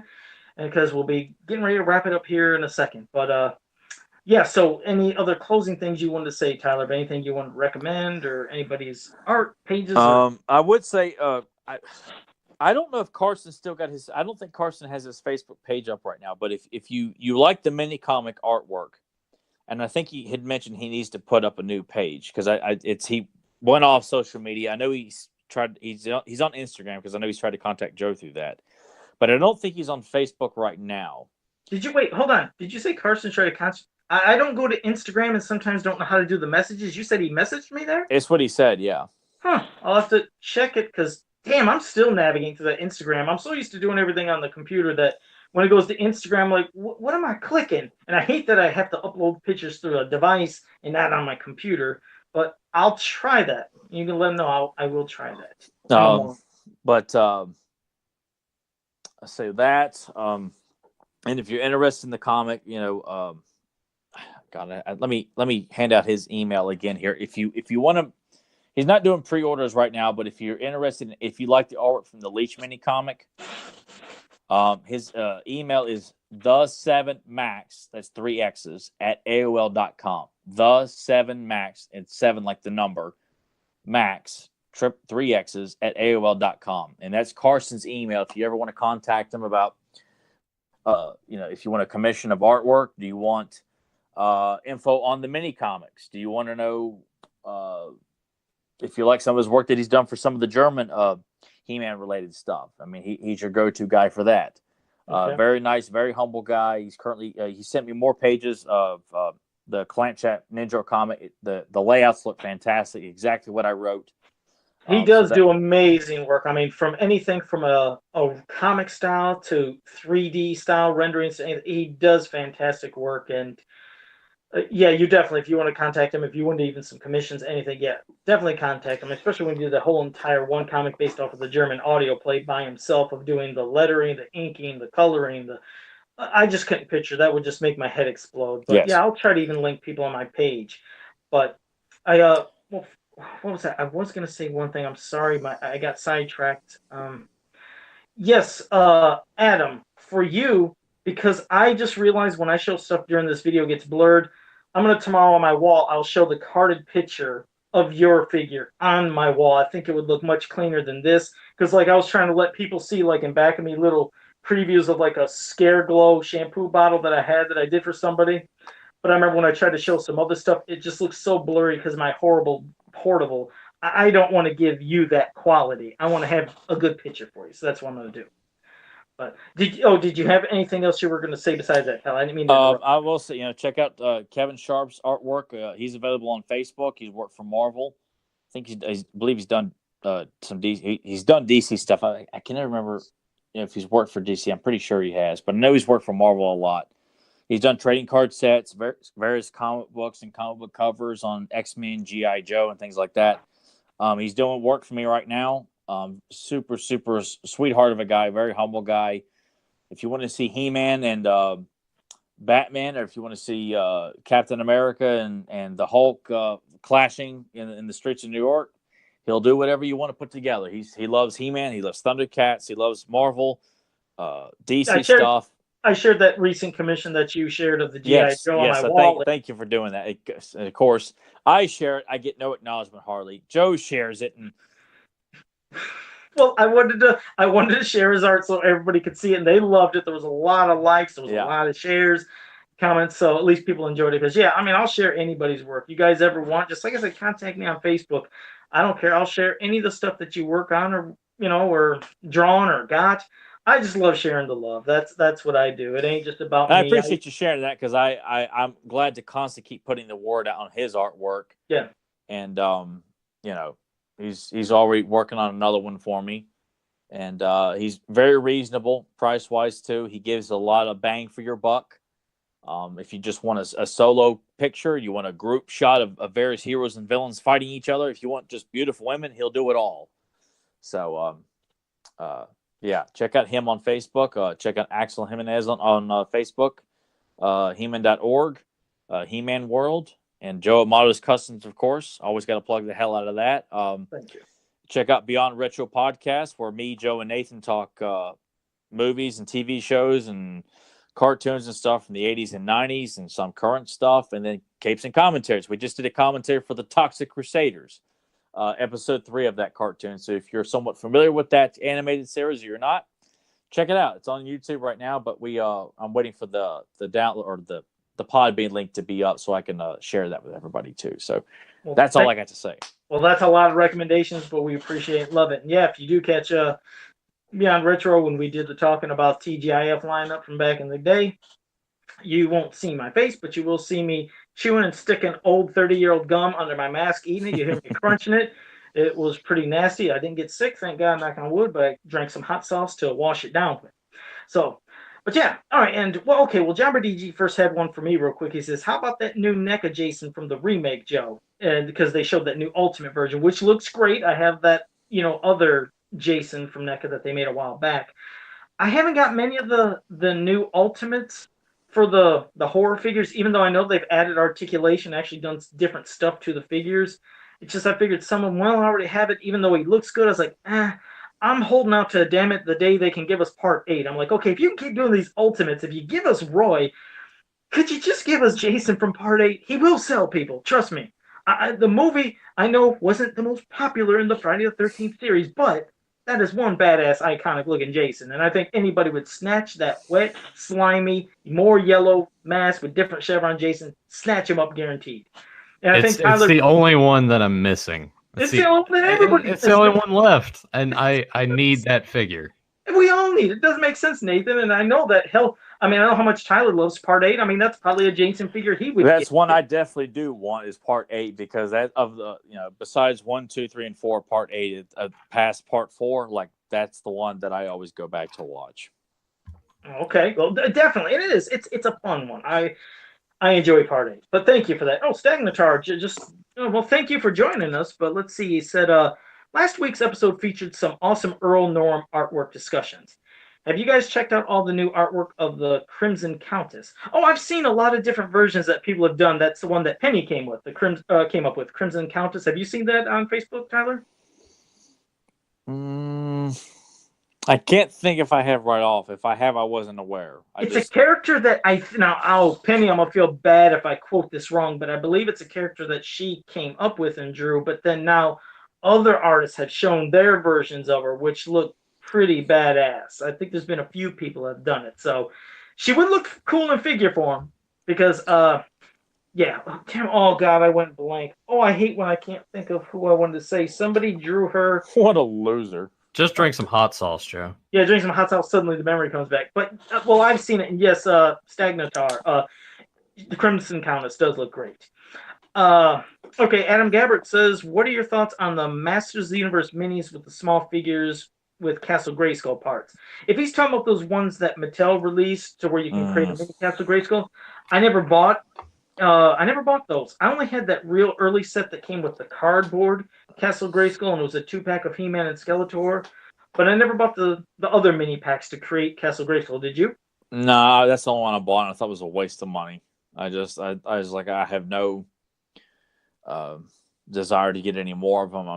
That was just back when they were just throwing up. Just to me, it just felt like junk for me, like just random junk with the He-Man type. And I want figures. I don't want little Polly Pocket sized trinket stuff. Just but because everything, because it all felt like it was all trying to be cute.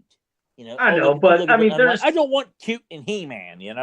It's still nice to see a lot of different types. I know some people, probably liked it a lot, but because they're still cool. I only have so much money, and I can't buy too many different types of things. Thing too. Like when I bought it, I had a buddy of mine who I think my buddy Matt Stern, who picked up a lot of stuff for me at that time, had picked it up for me, and that's kind of when I was trying to buy everything that if they sent it out, I was going to try my best to buy it. And when I bought it, I kind of felt like I wasn't too impressed when I saw it initially, but then I was like, I'm still, and I left them in the box for the longest time, and I eventually took them out. I'm like, I threw them back in a box, got rid of the box that came in, and just put them away. Wow, that's enthusiasm. But, I'm sorry, but when you get this stuff here, I know everybody's got their thing. Some people have a particular style of figure they want. Some people go for all the merchandise. But no, I do understand where you're coming from. Do you? Yeah, not really. No, I do, because like I said, I can't afford a lot of the things either. Well, I can't either, and I'm really nervous about this next batch of Filmation figures of Fisto, She-Ra, Grizzler, Montana. Like I say this every time, and I somehow manage to come out on top, and you don't think you're going to be able to beat Apollo in the match, and then you come out and you stand victorious. And I think this every single time. You know what's funny? You know how I always did the whole ramen noodle thing for you? Speaking of all this stuff with voting and how they send, mail out about get out to vote, get to this, get to do that. They just sent something in the mail and they're talking about voting on this new tax levy. And they said it'll cost people who own this house this much money. And they actually did a Joe Amato on this flyer in the mail basically saying, for the cost of a cup of coffee a day, you could support this levy. I was like, son of a bitch. I was like, that's like, oh shit. Oh, God, it had to happen, right? Like it just shows you how poor Joe is. Like Joe just stands up, puts his hand, and his whole set just falls apart. Lord Jesus, I can't move an inch. See, it's like he's using the rolls that wrapping paper. I guess I'll just turn the camera on now because God, may as well have one steady camera on this show. Jesus Christ. See, I told you, I can't do nothing. I can't get excited. Damn, talking with these Italian hands. I get so animated, I shake the whole house. But, so anyways, for the cost of a cup of coffee, you can support this. Easy, Joe. Last time, it just all tumbled last time you did this. I'm going to try to, it's hard. I'm going to sit there and hold my fists. But, okay, Zen Brown said, it's hard. It is so hard not to talk with my hands. Zen Brown said, Book 4 of Injustice 2 versus Masters of the Universe crossover is out, Joe. Thank you for telling me, Zen Brown. I haven't got it yet, but thanks for letting me know. I'm not going to go any further because I don't want Tyler losing the shit. Okay, I don't care. I ain't reading that stuff. See, there you go. But no, thanks for letting me know, Zen Brown. I just haven't got it yet. But yeah, when I can get out. Did you get the last couple issues, Joe? I have got them. I just haven't been speaking them because I don't want you losing your mind. But Fedmon says, oh yeah, but you got no problem bringing up. You're watching the She-Ra cartoon. You're gonna do that. Well, Fedmon said, who's the best Horde henchman? Any era, whether they had a toy or not. Oh man, there's I the one that I used to play with a lot just to get a kick out of. I did love setting up my toys and taking and pulling that string to have Dragstore run through everybody. But if there was one toy that I really got a kick out of, probably the most, I just love taking Multibot and Modulok and making Mega Beast. I mean, it's the only, and plus I've said this before, it's my only childhood photo, and with a toy, and it's me holding. I was about to say that, like, that's the only photo of you. The only it's like Unsolved Mysteries. Like, the only evidence that there is a Joe Amato that he is real is this picture of this kid with like brown hair, like this, and the mask on his face. And also, I want to say on the episode of Beyond Retro today, Joe did let slip that someone said that he looked like Bud Bundy. So if you want to try to visualize. I just picture Joe's got a mullet because I'm going to go early years Bud Bundy on this. I'm going to go with Grandmaster B, where he's walking around, yes. How would you like a nice, cool Bud? But yeah, like cool, nice, cool Bud. Yeah, and then Joe gets thrown to a grocery cart by Marcy or something like that. Yeah. I don't have the mullet, but no, that came from because I was talking about nicknames being around the neighbors when I was around Pumpkin and Booby when we were having some with chicken and Boobies. They were just cracking up. And I was like, well, it's just nicknames. They said, do you have a nickname? I was like, yeah. They'd always say Bud Bundy or Bud. They would call me Bud because they said I look like Bud from Married with Children. But yeah, okay. But that's like the name Booby and Pumpkin That's more of a nickname. They're just saying you look like I used to get called T-Bone when I was in like elementary school by my gym. And now you're T-Rex. See, and now you're T-Rex. I'm T-Rex. That's a nickname. You can't just deem yourself. I'm Bud Bundy. You know. Well, they did it. They're the ones that said it. They called me Bud Bundy. And you know, when you said they used to call you T-Bone, I always think of Al when he's like, but he sounds delicious. So remember when Kelly was talking about her boyfriend T-Bone? He's like, yeah, I don't know. Oh, yeah. Sounds delicious. But, all right. I don't even know what the hell I was talking about. But, yes, I love, Multibot Modulok to make Mega Beast. It's the only figure of me holding anything He-Man related. What about you, Tyler, with one of your favorite Horde henchmen, whether it was a toy or not a toy? As a kid, Grizzlor was my favorite. As an adult, Modulok. All right, cool. I just grew to really love Modulok. I love the character, the Horde scientist. I just think he's a kick-ass character. Well, then I think about Dial-A-Mug. I'll go with Modulok. Okay, there you go. Thanks. That's a good choice. I like Modulok as well. Delvis78 said, where was it? Beastman versus Monkian. You know what's funny? Is even though I would like to see a more savage Beastman like in the cartoon, Monkian was pretty fucking scary. And yeah, he was. He was, and I'd almost want to say Monkian just because, damn it, I'd hate to, I know it's a Masters podcast, but Monkian looks like he could just shred somebody. Well, and Monkian, I mean, of course, Monkian could be scared easily too sometimes as well, but so could Beastman. But in terms of ferocity. And using his weapon could be a little more ferocious, to use along with his just intensity of his claws. If we're talking like strict one-on-one combat, like we're not allowing Beastman to call other creatures to come in and help him out. I would almost probably say I would probably give the edge to Monkian. Okay. Because of when you look at just how savage, ape characters are, and Monkian is the cream of the crop when it comes to that. Like, just his visual style, he looks like someone that, even taking on Lion-O, like, I figure, like, a one-on fight with Lion-O and Monkian's going to tear, like, a lot of flesh on Lion-O. Like, Lion-O will kick his ass, but Monkian will leave scratch marks, probably bite marks. I mean, just Lion-O is not going home probably without a few scrapes on his body with a fight with Monkian. Well, right. But that was a cool. I like that question. Thanks for that, man. Because that would. I'm not afraid to say Monkian. Yes, this is a He-Man podcast, but you know what? I think it would be, because I would probably answer another one too. Like if they threw out Icer versus Snowman Hook Mountain. I'd probably, God, man, I don't know. Well, we'd have to see if they do that, so we'll have to save those. But I like that one being brought up, but thank you for that. And Adam Monroe joined us late, said, hey, what's up, guys? He's like, so thank you for joining us as well. Cool seeing you here, because I think it's been a while since you've been here. But Zentron, I'm still going down, so I don't know if you did it further down, but you might have to do your movie quote again, because I haven't seen it yet. Let me keep going. Where was that? Stagnatar said renditions from Axel Gubakak.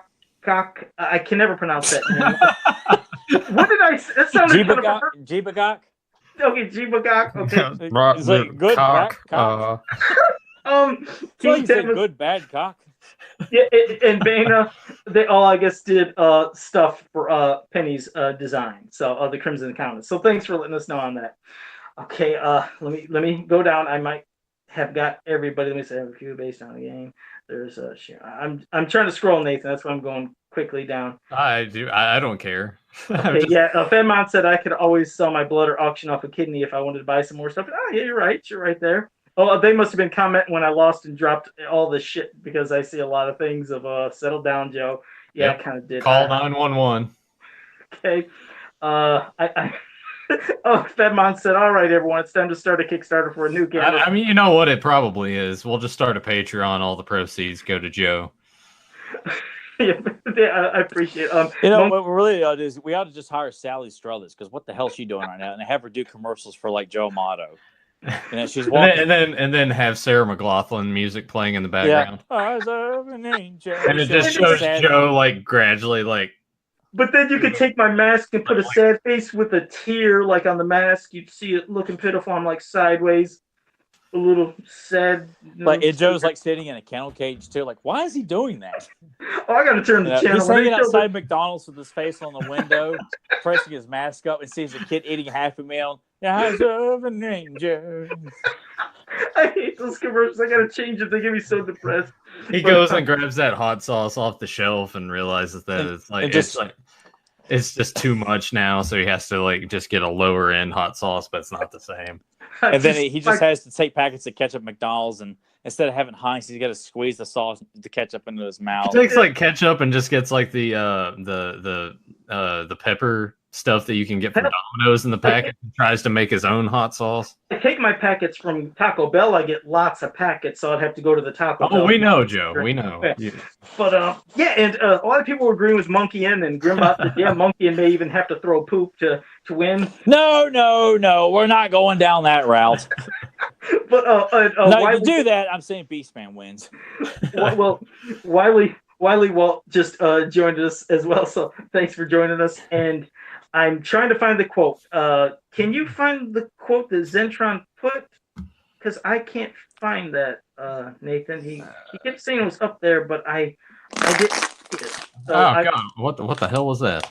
I was crushing a bottle. I'm trying to conserve here. Thinking of the environment. Eyes of an angel. He's just showing off his muscles. Did you kind of? Oh yeah. What strength it takes to crush a bottle? Hey, you never know, man. Yeah, I honestly couldn't find his Zentron. That's why I was hoping you'd do it here one more time just to make sure. But yeah. Okay. Well, until he does that, I guess I'm gonna probably get ready to wrap it up here. If it comes up, yeah, me too. I need to get going here myself. Yeah, but again, yeah, I did. I want to thank all of you. And for the ones that did come in late, remember, next week we're doing live Masters of the Universe Jeopardy where you can win prizes. So be here at 9 p.m. Eastern time right here on YouTube next Sunday. It's going to be all for you guys and trying to get some prizes out. And the topic will be about the live action movie. So if you've not watched it in a while and you want to make sure you have an edge, I'm telling you now, there will be 5 questions on the live action movie. So all right, good. And that, yeah, definitely is a category. So yeah, just start brushing up because we're going to hit you with some stuff. And thanks, Kevin Sharp. Yeah, I love my How About 5 Cross Your Lip. I love Fred Sanford. My mom, my mom, God rest her soul. She always used to call me "you big dummy." She'd say that after Sanford Son, and I have another Sanford Son shirt that does say "you big dummy." So yeah, he's always been a favorite character of mine. Loves from Fred Sanford. But okay, but again, yes, everybody in the chat room that's joined us, thank you so much. We love having you here. I just love this interaction each and every week. Like I said, you guys are as much a show as all our topics are, and we are doing it. We're just, man, we're all fans of power. I can't say that enough. But yeah, Tyler, let's see. Wait, Tyler has to flex. He must flex to maintain. Okay, you got to flex once. Fedmon says you got to at least flex once to maintain your power. Not you, Nathan. What? Oh man, look, just look at it. Fedmon said Tyler has to flex. He must flex to maintain his power. So I guess you'll have to I think I found the quote. You did? And Mark Out Media, thank you for joining us just right now. But go ahead. And gone. Maybe I didn't read it right. It just says "and gone," so I just said it how I would say it. I don't know the inflection that it had an exclamation point, so I didn't know if it. I'm lost. I don't know it, but well, again, love having you guys here. So until next time, have a powerful day. The. Oh, Dumb and Dumber. Yes. I always loved it. I was like, man, he's reading all the stuff that came Family, you know what that's from? What? What did you? Oh yeah. Oh, because she doesn't like Dumb and Dumber. Man. Oh, that's a great movie. I hate to admit that to everybody here watching, but she doesn't like Dumb and Dumber. Oh man, great. I think I'm gonna have to get a divorce. Oh, don't do that. But I think we'll go for some counseling. I'll offer free counseling. I've been on the road with the Colts, but see you guys next time. All right.